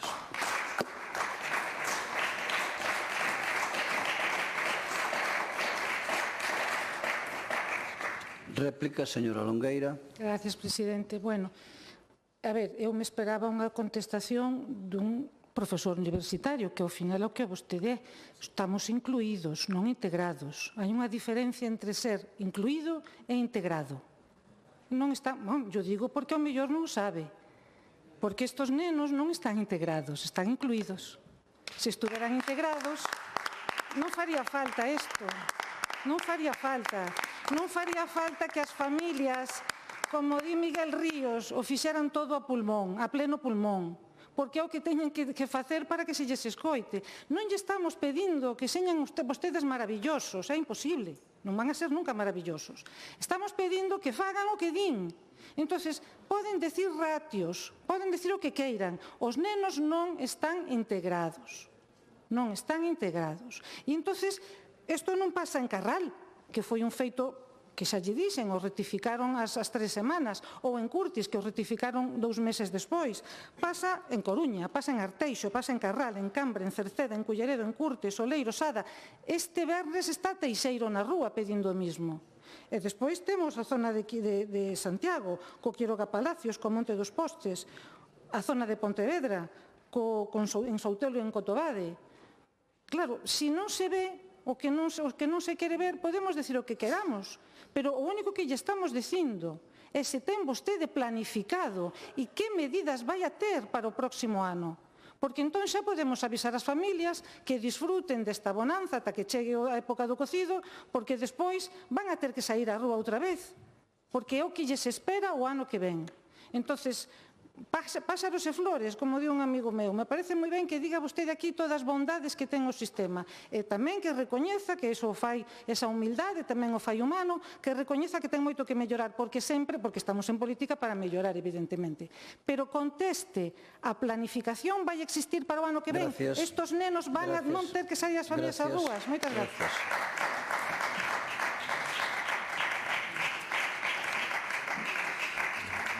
Peche da pregunta, conselleiro de Educación, Ciencia, Universidades e Formación Profesional.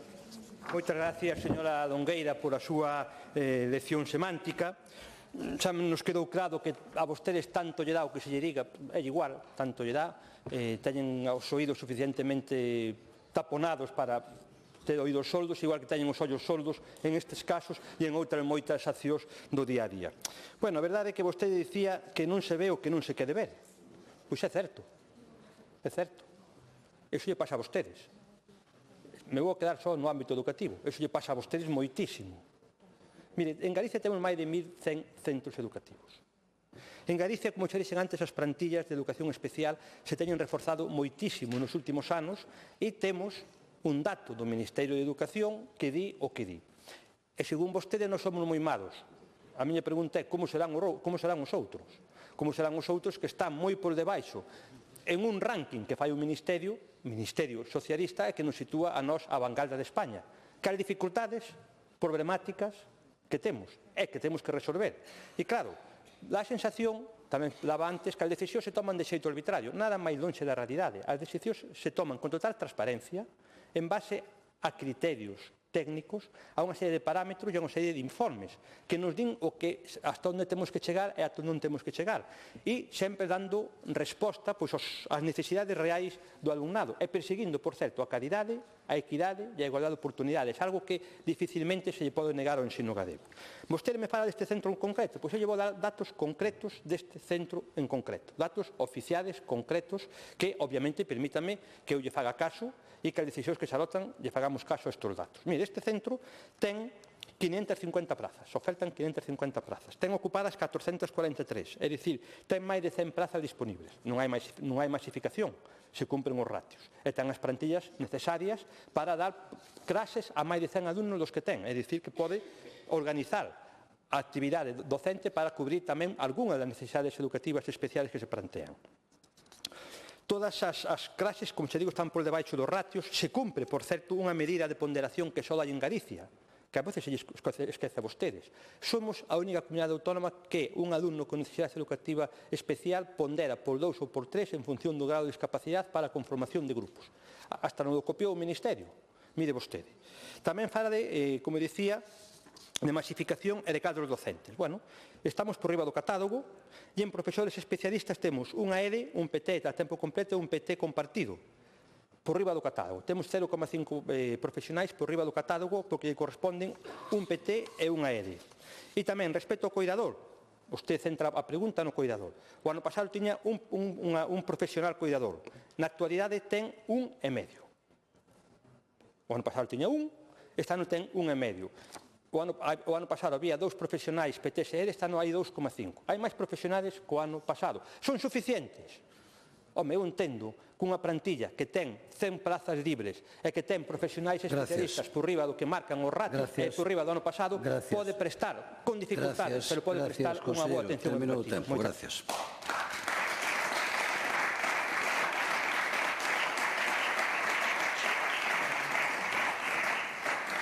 Pregunta de doña Paloma Castro, do Grupo Parlamentario Socialista. Grazas, presidente. Boa tarde, señor conselleiro. Tócame a min o terceiro caso illado.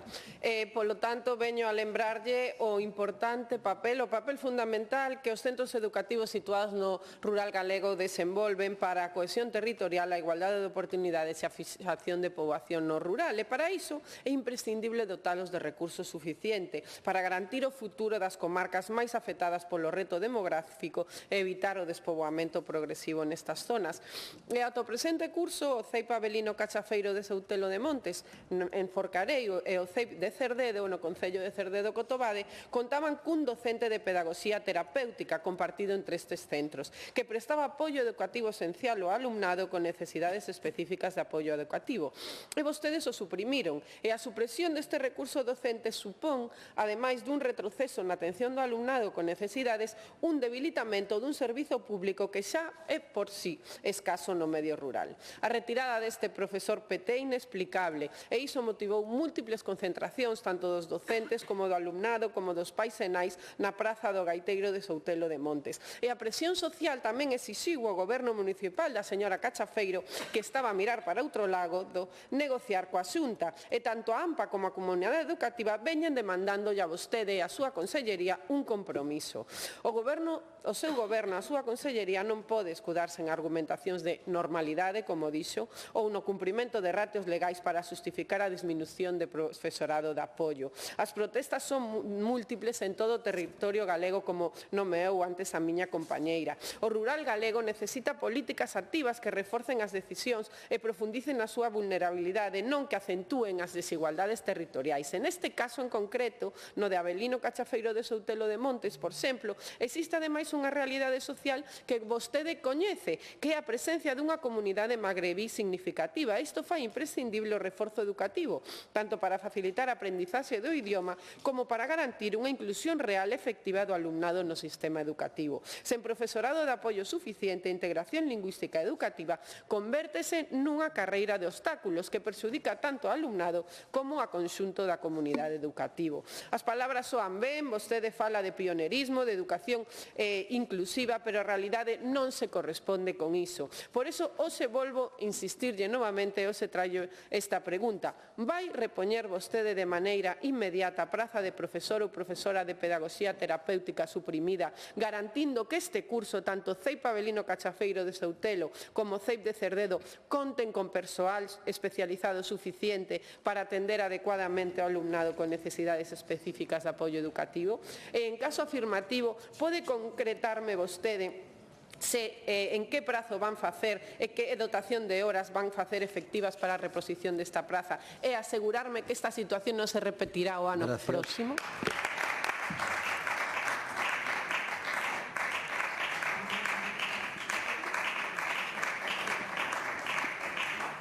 Resposta do conselleiro de Educación, Ciencia, Universidades e Formación Profesional.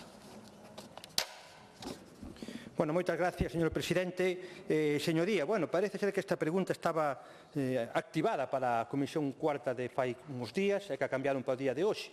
Bueno, se é por esa razón, pois é absolutamente justificable. Eu vai pedir que me dixera por qué. Se había algunha razón que justificaban eso. Se me di que tiña gripe, por suposto, pois acepto o seu plantexamento. E vou dar a razón nunha cuestión. Non é moitas máis, pero non así. Os centros educativos das zonas rurales son básicas e fundamentais para a cohesión territorial. E eu creo que iso hai que reconocerlo. E son básicas para a equidade. E son básicos para a xeración de igualdade de oportunidades. E llevo dado un dato que a mellor vostedes non lle gusta, ou cuestionan, ou din que non é importante.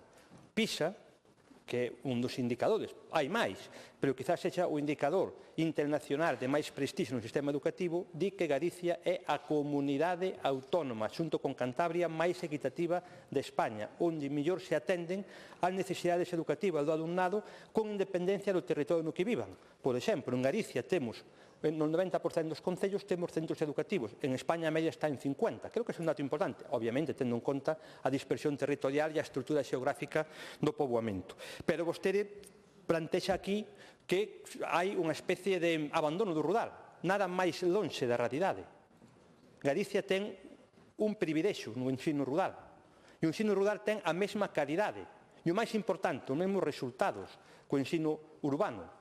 Eso o din os informes comparativos, o di un dato mellor, se se quere, tan non anecdótico, pero tan puntual como as notas de selectividade, onde os centros rurales compiten en pé de igualdade cos centros urbanos.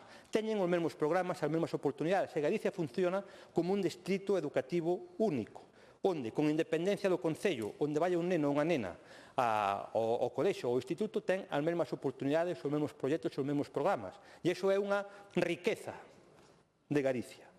E cuestionado, pois realmente é moi complexo. Eso sí, con un sobrecoste maior, un 26% máis de coste.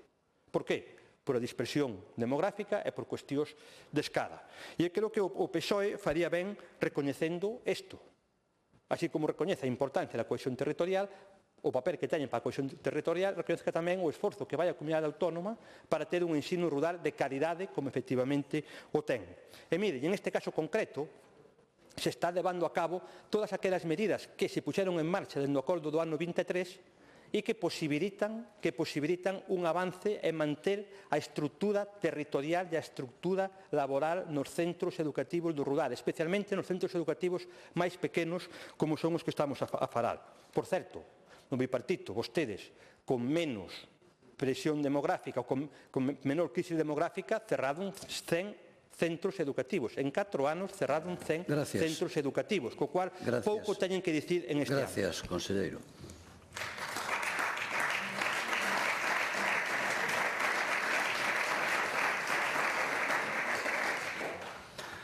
Réplica, señora Castro. Señor conselleiro, pero se a realidade fora o que vostede plasmou agora na súa intervención e nos seus informes esos que alude, pois non habría familias movilizándose, concentrándose na rúa e reclamando algo tan esencial como é que o alumnado poda recibir un apoio especializado que non está a recibir. E a necesidade de apoio educativo que nos estamos reclamándose aquí é fundamental, ademais no rural, porque no rural non é igual que o núcleo urbano, porque o colexio moitas veces é o único espacio onde este alumnado en moitos kilómetros pode recibir apoio educativo, acompañamento especializado e atención personalizado. E se vostedes retiran os recursos, pois están a deixar a ese alumnado sen alternativas. E mentres todo iso acontece, mentre vostede fala de discursos triunfalistas, e dende hai uns meses, dende o goberno municipal de Forcarei, se prometía que todo ia mellorar tras unha vergoñenta moción de censura promovida pola señora Belén Cachafeiro apoiándose nun tránsfuga para acceder á alcaldía, pois os feitos non foron así. A realidade di que co goberno da señora Cachafeiro nin melloraron os servizos, nin se reforzou a educación pública, nin se defendeu con firmeza os intereses do centro educativo e das familias ante a Xunta de Galicia. E vostede falaba de moitos discursos triunfalistas e da situación na que se atopaba Galicia e de como atendían as necesidades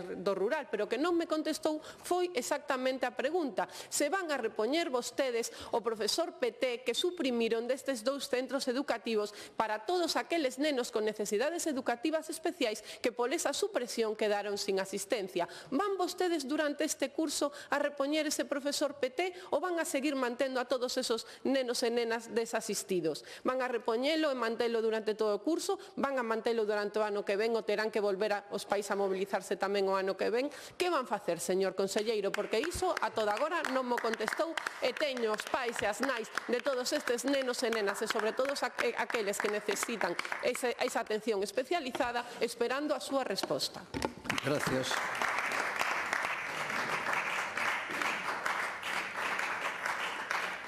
Feche da pregunta, señor conselleiro. Bueno, moitas gracias, señor presidente. A señora Cachafeiro ganou as eleccións en Forcarei. Non sei se se olvida a vostedes. E o Partido Socialista perdeunas. Vostedes e os seus cómplices do bloque aceptaron gobernar en coalición. Verdade ou mentira? E agora, dentro dos márgenes democráticos, a señora Cachafeiro, a través dunha ferramenta como é a moción de censura, é alcaldesa. Pero ustedes non ganaron as eleccións, O sea que gobernar 2 partidos que perden é vergoñento e o partido que gana que goberne non o é.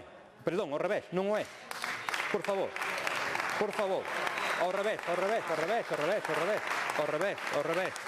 Eu tamén lle pido que teñan un pouco máis de respeto á democracia, porque dá a sensación que vostedes non lle importa o que, lle importa o quen. Non lle importa o que, lle importa o quen. Quen fai as cousas, non? E non me faga falar de outras cuestións que vostede sabe que sería moi fácil facedo para vergonza súa non personal, da súa formación política. E mire, eu en ningún caso son triunfalista. Eu son o primeiro que recoñezco que en educación inclusiva, igual que no sistema educativo en xeral ou en calquera acción política, sempre quedan cosas por mellorar, sempre quedan cosas por facer e sempre debemos ter ambición de facer as cousas mellor. Pero son realista. Non fago propaganda inversa como fai o Bloque. Non nego a realidade. Non a nego. Espero que vostede tampouco a negue, porque vostede casi lanzou unha idea de cuestionar pois esos informes que vostede di. Informes do Ministerio, algúns deles, informes PISA, onde din o que din. E entrando en estos centros en concreto, creo que son coñecidos por todos, eu son de moi cerca de aí, e os coñezco perfectamente. E sei que se levaron a cabo todas as medidas que xuldiron do acordo. A ponderación do alumnado, os novos ratios, que, por certo, o goberno socialista non os cambiou, non os cambiou. Fixo un paripé, aprobando o Consello de Ministros unha cuestión, pero non cambiou. Galicia sí cambiou os ratios en infantil e primaria para aplicar o déficit progresivo e reducindo o déficit progresivo. O Partido Socialista non. Aí hai moita dobre moral, moita dobre moral. Porque di unha cousa e fan outra. E non lle cae a cara de vergonza, E miren, estes centros, que son centros pequenos, mire, o Abadiano Cachafeiro hai 50 alumnos, no Xosé Bautista hai 43 alumnos, se están aplicando todas as medidas como xa dixen, teñen profesores por riba de catálogo e se están aplicando as medidas de ponderación, o número de mestres, como xa dixen, é superior ao catálogo que vostedes aprobaron en época de superbonanza económica, como din vostedes, e contan cun AED compartido. En algúns casos contan con máis horas de atención especializada que o curso pasado. E ao ser centros tan pequenos e con plantillas tan amplas e tan dimensionadas, contan, según os propios servicios de inspección e según sabe tamén a AMPA, según sabe tamén a propia AMPA, contan con recursos suficientes para atender a diversidade destes centros. Creo que iso é a realidade que vostedes non a ven ou intentan creer. Terminou o tempo, gracias.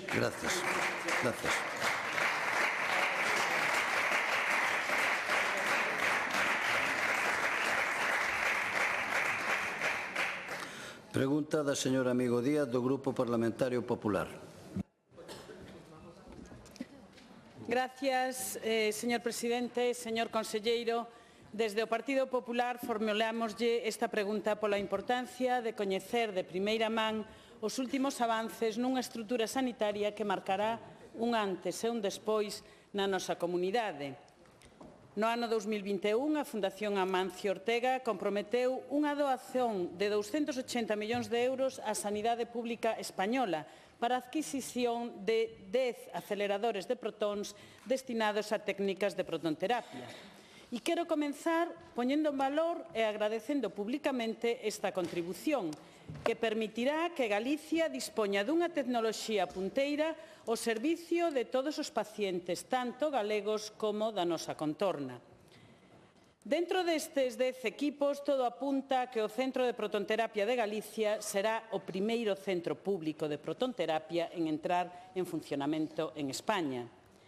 E isto non é un detalle menor, convértese nun fito histórico para o noso sistema sanitario e nunha oportunidade extraordinaria para situar a Galicia na primeira liña da innovación tecnolóxica en radioloxía oncolóxica.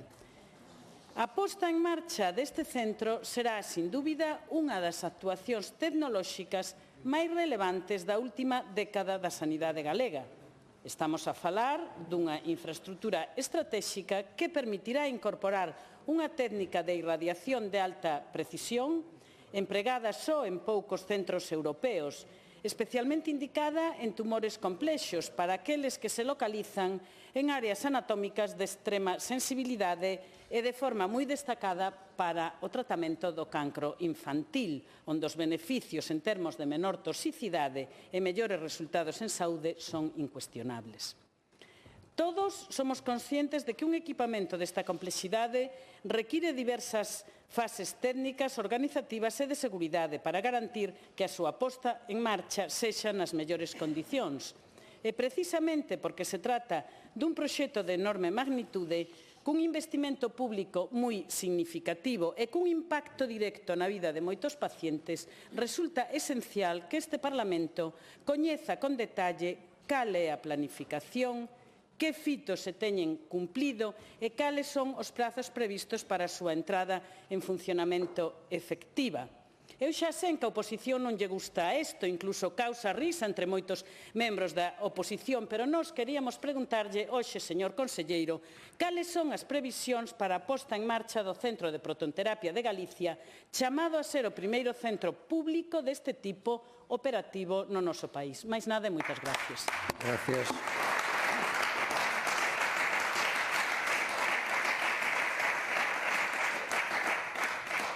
Resposta do conselleiro de Sanidade, don Antonio Gómez Camaño. Moitas grazas, presidente. Efectivamente, señoría, Galicia está inmersa no impulso do Centro de Protonterapia que a converterá nunha das rexións europeas líderes no tratamento e investigación oncolóxica. Este proxecto é un dos maiores fitos de medicina oncolóxica de precisión, situándonos con el a vanguarda na loita contra o cancro. É un orgullo ser os primeiros en incorporar aos nosos servicios sanitarios públicos o sistema de radioterapia con protóns máis avanzado do mercado.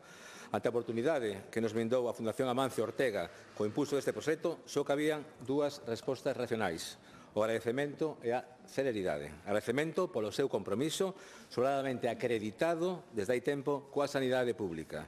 E celeridade porque tendemos como un deber corresponder ese esforzo de generosidade impulsando coa máxima axilidade posible a construción do Centro de Protonterapia de Galicia. Moitas grazas por ello, por impulsarlo ao anterior equipo da Consellería e un agradecemento e reconocemento especial ao anterior conselleiro Julio García Comesaña por ello. Desde o primeiro momento pusemos toda a nosa parte para materializar en tempo récord esta infraestructura, que entre obras e equipamento suporá un investimento de máis de 60 millóns de euros.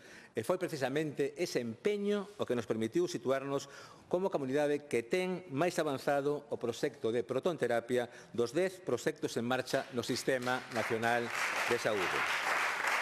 E dese xeito, en 2024, puidemos comenzar a construción dun edificio propio que conta cunhas modernas instalacións para albergar o equipamento. Actualmente, este edificio atópase a máis do 90% da súa execución e xa lle pode avanzar que o vindeiro mes de febreiro a construción do Centro de Protonterapia de Galicia estará completamente finalizada. A creación dun centro de tratamento con protóns é un proceso complexo e delicado, que, ademais, necesita de unha gran mobilización de recursos económicos e tamén dun traballo técnico de alta especialización. En Galicia fixemos os deberes e, por sorte, atopámonos na parte final de todo este proceso, o da calibración e posta a punto do equipamento. O procedimento de instalación e calibración durará alrededor de 12 meses. Nese momento, o Centro de Protonterapia de Galicia será entregado ao Servicio Galego de Saúde. Con ese objetivo de non perder un só minuto e ser os máis diligentes posibles, pusemos en marcha a formación do persoal que prestará servicio nese centro. Aproximadamente dentro dun ano, o Centro de Protonterapia de Galicia poderá entrar en funcionamento e convertir así a sanidade pública galega na primeira do sistema sanitario español en tratar pacientes con esta tecnoloxía. Moitas grazas. Gracias.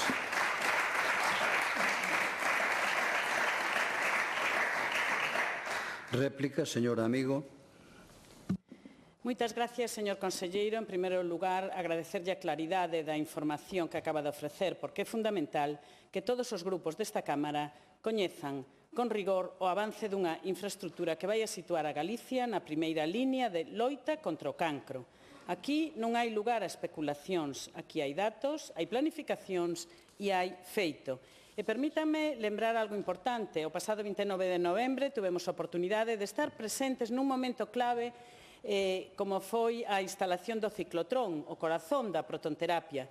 Foi un acto que nos invitaron a toda a Comisión de Sanidade e eu lamento profundamente que a oposición non considerara oportuno asistir, sobre todo os compoñentes do Grupo Nacionalista Galego, que tanta risa lles provoca hoxe esta pregunta, porque ali pudemos comprobar, os que estivemos ali a pé de obra, o nivel técnico, humano e organizativo que Galicia está a despregar neste proxecto. Mire, o importante é que, mentres algúns cuestionan ou disfrazan a realidade, o Goberno galego traballa, planifica e cumple. A fortaleza do noso sistema galego de saúde é evidente. Un sistema sanitario serio, solvente e moderno, con profesionais extraordinarios e cunha capacidade demostrada para incorporar tecnoloxías de vanguarda que melloran a vida da xente. Esta é a realidade. A protonterapia non é unha promesa, é xa unha realidade en marcha, gracias a esa planificación sólida e a unha visión clara de país. Galicia está avanzando tecnolóxicamente e introducindo innovacións sanitarias, e quen non quera vero simplemente queda atrás. Nesta segunda quenda, señor conselleiro, quereríamos que nos respostase que melloras asistenciais vai a supor este centro para a ciudadanía. Mais nada e moitas gracias. Gracias.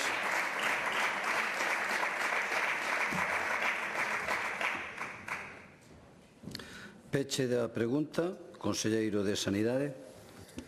Señor amigo, é evidente o esforzo que ven realizando o Goberno galego para ofrecerlle aos usuarios da sanidade pública os últimos avances tecnolóxicos e terapéuticos. Negalo, sen unha dúbida, é negar a realidade mesma. Nos falamos con feitos, e non hai maior proba do que digo, que o Centro de Protonterapia de Galicia que pronto veremos en funcionamento.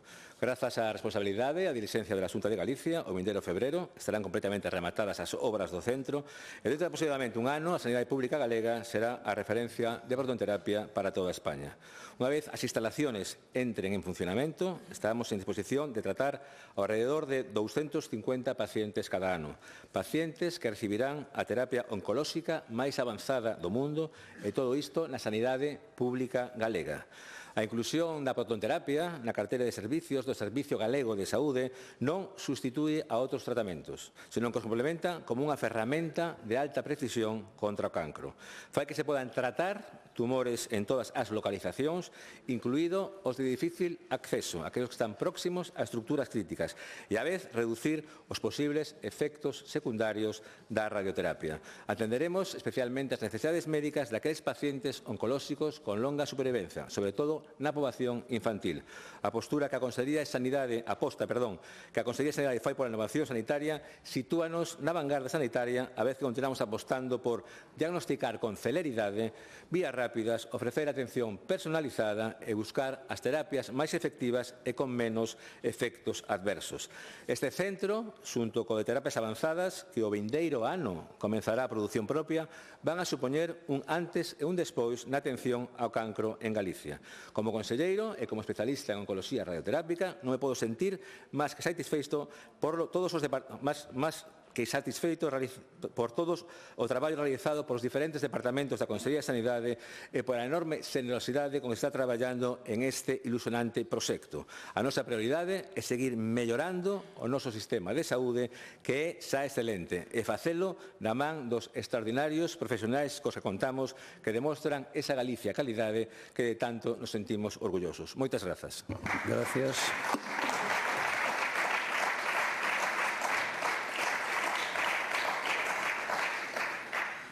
Pregunta de doña Elena Espinosa, do Grupo Parlamentario Socialista. Boa tarde, conselleiro. Nos últimos anos observamos unha crecente externalización de servicios por parte dos Sergas acompañada de derivacións a centros privados. Esta tendencia nos preocupa non só polo impacto que pode ter sobre a capacidade da sanidade pública, senón pola necesidade de garantir que a cidadanía reciba unha atención de igual calidade independentemente de quen execute a prestación. A maiores, non podemos ignorar que experiencias de outros territorios nos teñen que servir de advertencia. En Madrid, por exemplo, o foco está na xestión do Grupo Rivera, donde están cuestionadas as listas de espera, os criterios de derivación, as cargas de traballo, a transparencia da xestión e alertas de supostas malas praxis que poderían comprometer a saúde dos pacientes. Todo isto cando, ademais, segundo os datos do Catálogo Nacional de Hospitales do ano 2025, Galicia ten 2 concertos sustitutorios do total dos 6 que hai en España, o Centro Oncolóxico da Coruña e o Hospital Rivera Povisa. Por certo, a única comunidade autónoma que ten 2 centros en este tipo de concertos e 7 en concerto parcial do total dos 138 a nivel estatal. O Hospital San Rafael, Rivera, Juan Cardona, Arrobleda, Rosaleda Esperanza, Rivera Polusa, Santa Teresa e Nosa Señora de Fátima. Consideramos imprescindible abordar con claridade a situación dos centros concertados sanitarios en Galicia.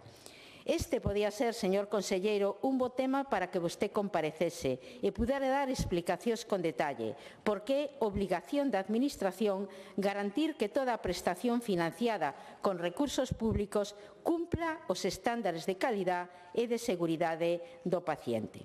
Porque creemos que debe existir un sistema riguroso de control e avaliación, porque se debe asegurar que a calidade asistencial non se resiste nin se dilúe cando se contratan servicios a terceiros, en calquer caso, pero moi especialmente cando falamos de sanidade. Sei que falou esta mañá na interpelación de mecanismos moi exixentes, pero falou de generalidades. Por eso eu lle pregunto de novo o que figura por escrito e pídolle, por favor, que non fale de generalidades, que nos diga que mecanismos, cales son e os describa, mecanismos de control, seguimento e avaliación que está a aplicar o Sergas para garantir que os centros privados concertados cumplen estrictamente cos estándares de calidade asistencial, transparencia e seguridade que se exixen na sanidade pública galega. Gracias.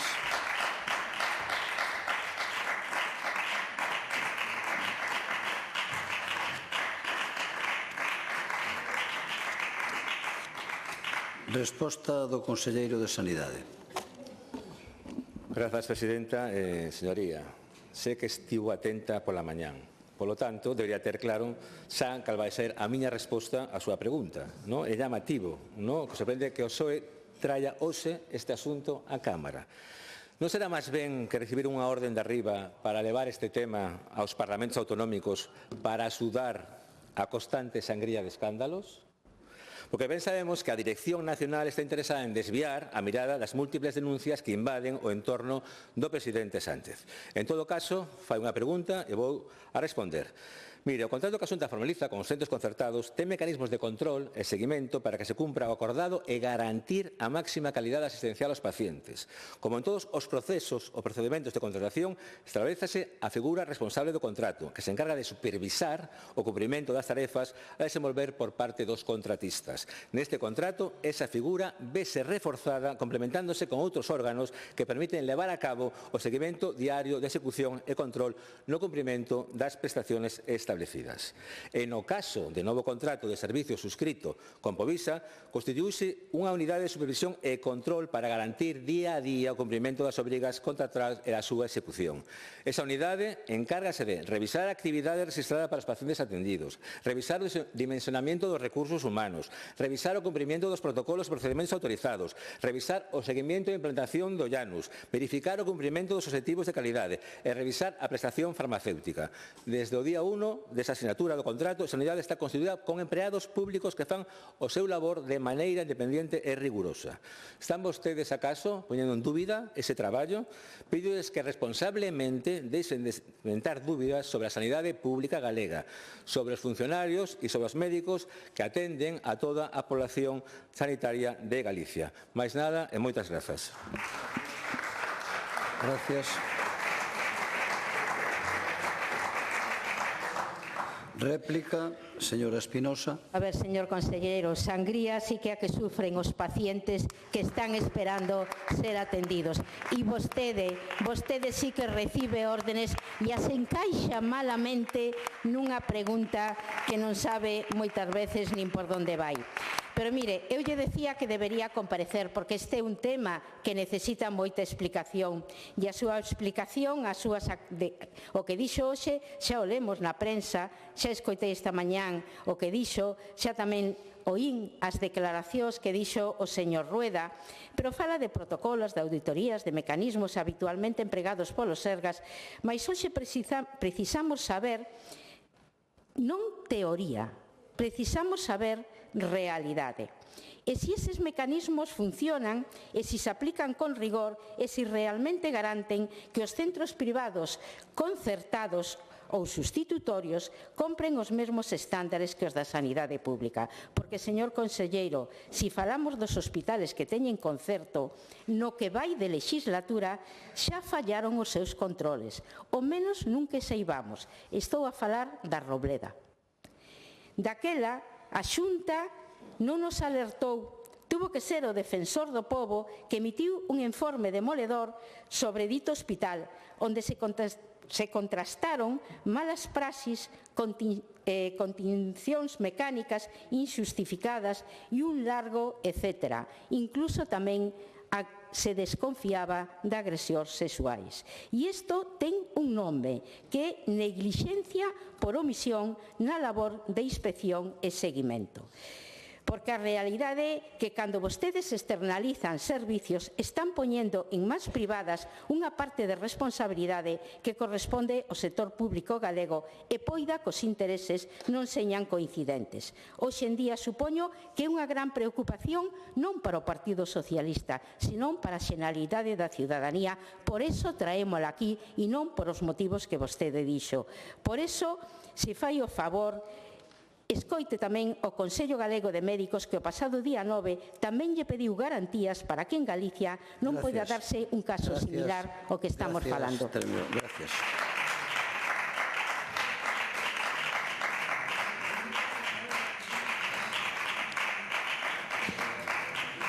Peche da pregunta, conselleiro de Sanidade.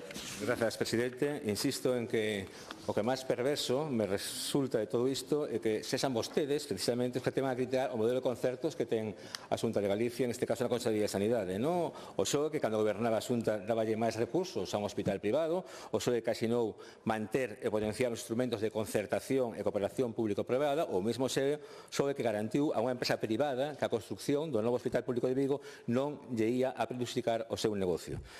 Todo isto da man dos seus socios de goberno, que polo que sexa, durante os 4 anos que gobernaron, non lle molestou nada a sanidade privada. Os datos, os informes e a hemeroteca están aí. E será algo que os perseguirá toda a vida.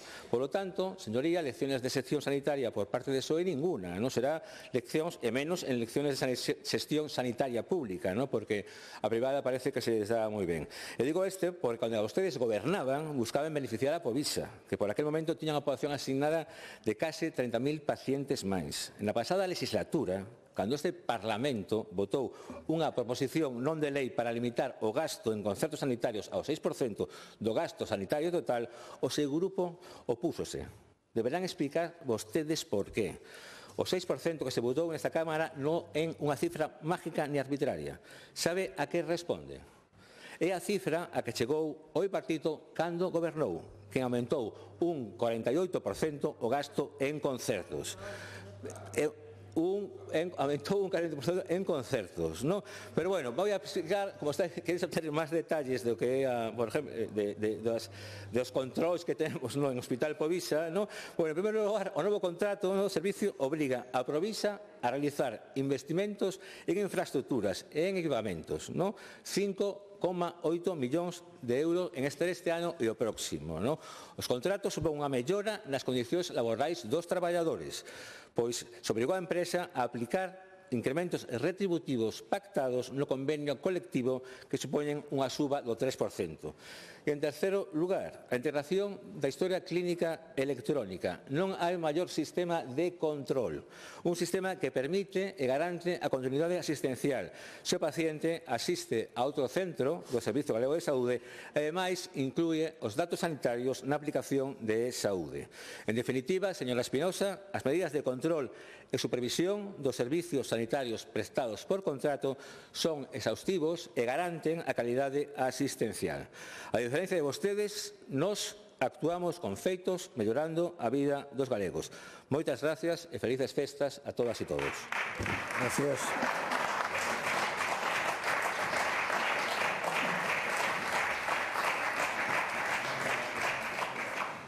Pregunta de doña Noelia Pérez, do Grupo Parlamentario Popular.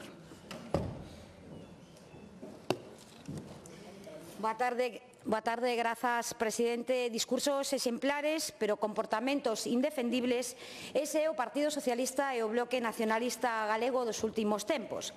Hoxe imos a falar nesta pregunta das trabas que lle está a poñer o Goberno do Estado ás persoas traballadoras por conta propia. E creo que só hai un colectivo ao que o Partido Socialista acose máis que aos autónomos. Estámoslo vendo estes días con todos os casos de acoso a mulleres que están aparecendo dentro do propio Partido Socialista. E como muller, señorías do Partido Socialista, dígolles que a igualdade non se predica, se practica. Se practica. E iso tamén vai para o Bloque Nacionalista Galego, señorías. Practícase. Non valen os paripés nin as fotos diante da Deputación de Lugo, señorías do Bloque, nin decir aquí que a súa posición é moi clara mentre siguen apoiando un goberno no que continúa un presunto acosador sexual, o señor Tomé. Mire, se teñen tolerancia cero, como dixo esta mañá a señora Pontón, eu pregunto se se van entón a ir do goberno da Deputación de Lugo. Díganlle a señora Pontón que o feminismo non admite dobre varas de medir, ou se practica ou é mentira. E con este mesmo cinismo e con esta mesma hipocresía tratan tamén aos autónomos galegos, uns e os outros, o Partido Socialista de Galicia e o Bloque Nacionalista Galego. Moita palabra bonita, pero cero respecto ao seu traballo e cero preocupación real por eles. Un colectivo esencial para o noso país, pero sistemáticamente ignorado polo Goberno de España. O sanchismo, apoiado na muleta do Bloque Nacionalista Galego, só se lembra dos autónomos para recaudar. Nunca se lembra para axudalos, nunca cando toca alivialos e nunca cando toca entender a realidade que está a vivir quen crea emprego por conta propia. Podería poñerlle un montón de exemplos destes agravios, pero o escándalo que a día de hoxe é máis palpable son eses miles de autónomos galegos que facturan menos de 85.000 euros e que podían estar exentos de aplicar o IBE e ser máis competitivos porque o permite unha directiva europea e non poden facelo. Noutros países de Europa os autónomos xa teñen ese alivio e aquí non. España é o único país onde non se aplica esa medida porque depende de unha decisión exclusiva do señor Sánchez. Aquí seguen obrigados a repercutir o IVA, a liquidar e a declarar ese IVA desde o primeiro euro. Iso significa máis papeleo, máis custos, pero tamén menos competitividade. Por certo, a Federación de Asociacións de Traballadores Autónomos xa interpuxo unha denuncia contra España ante a Comisión Europea. Que triste, autónomos denunciando ao seu país para defender os seus dereitos. Algo falla. Eu, señor conselleiro, á vista de todo isto, quería saber que valoración fai das medidas adoptadas polo Goberno de España nos últimos meses e que están a afectar de cheo aos autónomos galegos. Gracias.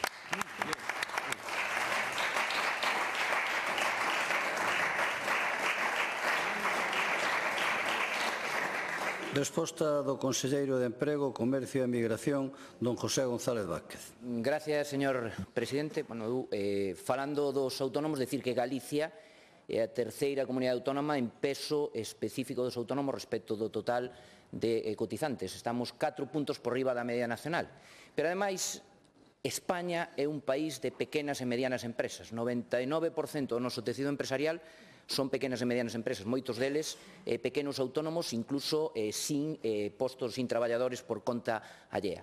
E o que teño que decir é que o goberno central, o goberno que está gobernando nestes momentos en Madrid, adolece dunha situación de desconfianza absoluta no sector empresarial. Bueno, non temos máis que escoitar aquí no Parlamento Autonómico como se fala das empresas privadas.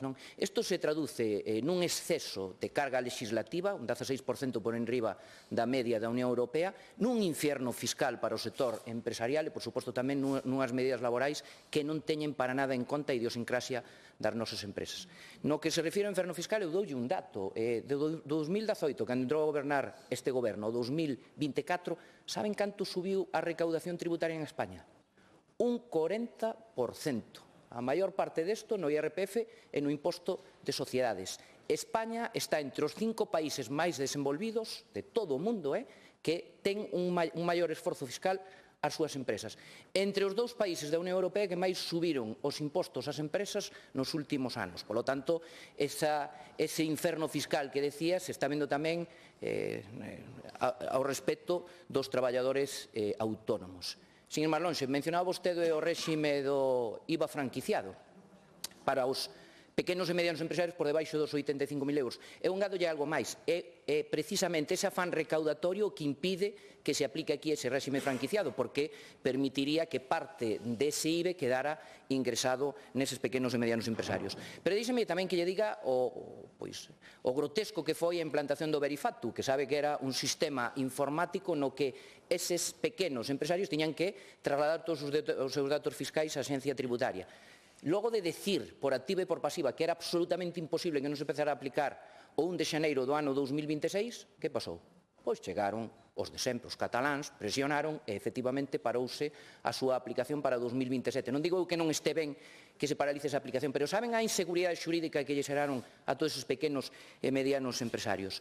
E se falamos no ámbito laboral, a ausencia absoluta de diálogo social, imposición de todas as medidas que, por certo, perxudican fundamentalmente os pequenos e medianos empresarios, a reducción da xornada laboral sin ir máis lonxe, ou este debate que temos agora do salario mínimo interprofesional. Ningún empresario se opón a subir os salarios aos seus traballadores, pero é unha cuestión tamén de produtividade, de competitividade das nosas empresas, sobre todo, como digo, ese 99% de pequenas e medianas empresas que conforman o tecido empresarial español. Moitas grazas. Gracias.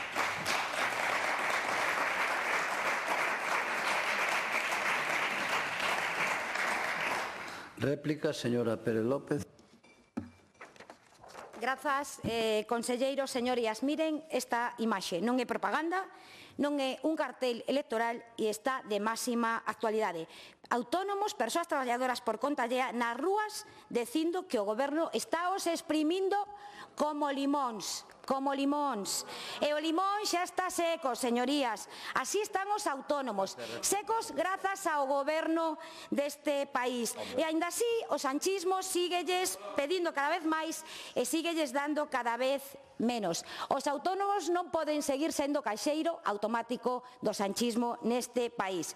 Miren, eu lembrolle, sobre todo, señorías do Bloque, señorías do Partido Socialista, que se os autónomos caen, cae este país. Non o esquezan nunca, porque sen autónomos non hai barrios vivos, sen autónomos non hai comercios abertos nin hai servicios. Bueno, quedarán 3 ou 4 fontaneiros, pero só para arreglar as cousiñas do Partido Socialista. Miren, viven desconectados da realidade de que levanta unha persiana cada día. E esa desconexión coa realidade explica despois as súas decisións. Falaba o conselleiro fai un momento do benefacto. É o exemplo perfecto do desprezo co que trata a esquerda aos autónomos deste país. Un ano obrigándoles a cambiar os programas, a adaptar os sistemas, a investir cartos e tempos, e cando xa cumpriron, cando xa gastaron e cando xa se adaptaron, e un mes antes de entrar en vigor, o goberno aprázao. E quen pagou? Unha vez máis, son os autónomos os que acaban pagando do seu peto a improvisación do goberno sanchista. Hoxe non saben os autónomos nin que norma lles vai a cambiar mañá, nin canto van a ter que pagar. E cando un goberno fai da incerteza un método, non xestiona, castiga. Iso que está a facer hoxe Pedro Sánchez, castigar a quen se esforza e a quen traballa, inaudito. Por iso, e como pechamos falando de emprego de autónomos, eu, ademais de desexarlles un feliz Nadal, a 2026 lle pido aos Reis Magos que cheguen cunha convocatoria electoral, para que os autónomos podan votar con B a quen está asfixialos e votar con V a alguén que non nos asfixie, señorías.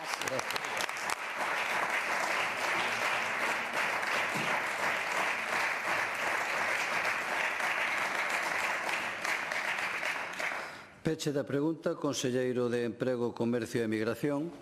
Gracias, señor presidente. Señor Pérez, o que di vostede, o que estábamos falando antes, é froito precisamente esa falla de confianza no sector empresarial. Aquí fálase de empresas amigas, fálase de moitas cuestións, pero a realidade clara é que o 99% do sector empresarial galego e español son pequenas e medianas empresas. E, como digo, non están sendo atendidos para nada polo Goberno central. Esquecémonos antes, aplicamos agora, dentro dese inferno que están sufrindo, foi a modificación que se quixo facer das cotas dos autónomos, que foi definida polas asociacións de autónomos como unha auténtica estocada, e sempre pensando nos máis pequenos. É unha contradición absoluta. Eu aquí detrás sempre escoito que hai que defender os pequenos, non os grandes, e despois realmente as súas políticas van en contra dese discurso, como casi sempre, non? Eu o que digo é que unha administración ten que confiar no seu sector empresarial, ten que, ademais, buscar a colaboración público-privada, ten que simplificar e ten que apoiar aqueles que crean emprego, que son as empresas privadas. Eso, con maior ou menor acerto, bueno, para min con moito acerto, pero poderíamos debatilo, é o que tratamos de facer na administración autonómica, en concreto no que se refire aos autónomos. Miren, simplificación. Estamos a falar de que collemos todas as axudas de autónomos, puxémola nunha única orde de 41 millóns de euros que no vindeiro ano 2026 agardamos que chegue a máis de 9.000 autónomos, tratando de comprender todas as súas situacións, é dicir, tanto apoio ao investimento, a cuota cero. Saben vostedes que en Galicia aqueles que inician a súa actividade como autónomos non teñen que pagar durante os 12 primeiros meses esa cota que logo pretende subir o Goberno Central. Este ano, como novidade, ascendemos a 24 meses no caso de que sean novos autónomos no sector agrícola, gandeiro ou forestal. Pero tamén cubrimos os seus investimentos, cubrimos a súa conciliación, o bono remuda, no que Galicia é auténticamente pioneira, no que tratamos de paliar ese problema da renovación xeracional, sobre todo no comercio polo miúdo, e que este ano se vai incrementar nun 20%. Outra cuestión que afecta esta consellería, atinxe esta consellería, o comercio polo miúdo, cunha estrategia totalmente falada co sector. Non quedou ninguna asociación coa que non se falara para facer unha estrategia 2025-2030. A resposta fácil do Bloque, subir 20 millóns. Colleron a Dirección Xeral de Comercio outros 20 millóns para apoiar o comercio local. Eu creo que o que se ten que facer é medidas faladas co sector e que se vayan aplicando, que se vayan desenvolvendo como proxecto novedosos que temos neste ámbito do comercio local e que afectan tanto o comercio dos nosos povos como das nosas vilas como das nosas cidades. En definitiva, esforzo polo pequeno e mediano empresario, confianza no sector empresarial privado, colaboración público-privada e, sobre todo, tamén diálogo social. Simplemente lles anuncio que no ano 2026 institucionalizaremos tamén o diálogo social en Galicia. Non quero rematar sin desexar a todos vostedes feliz Nadal e feliz ano 2026. Gracias.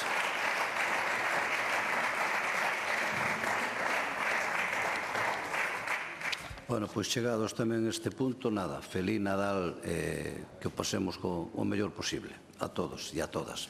Gracias. Boa noite.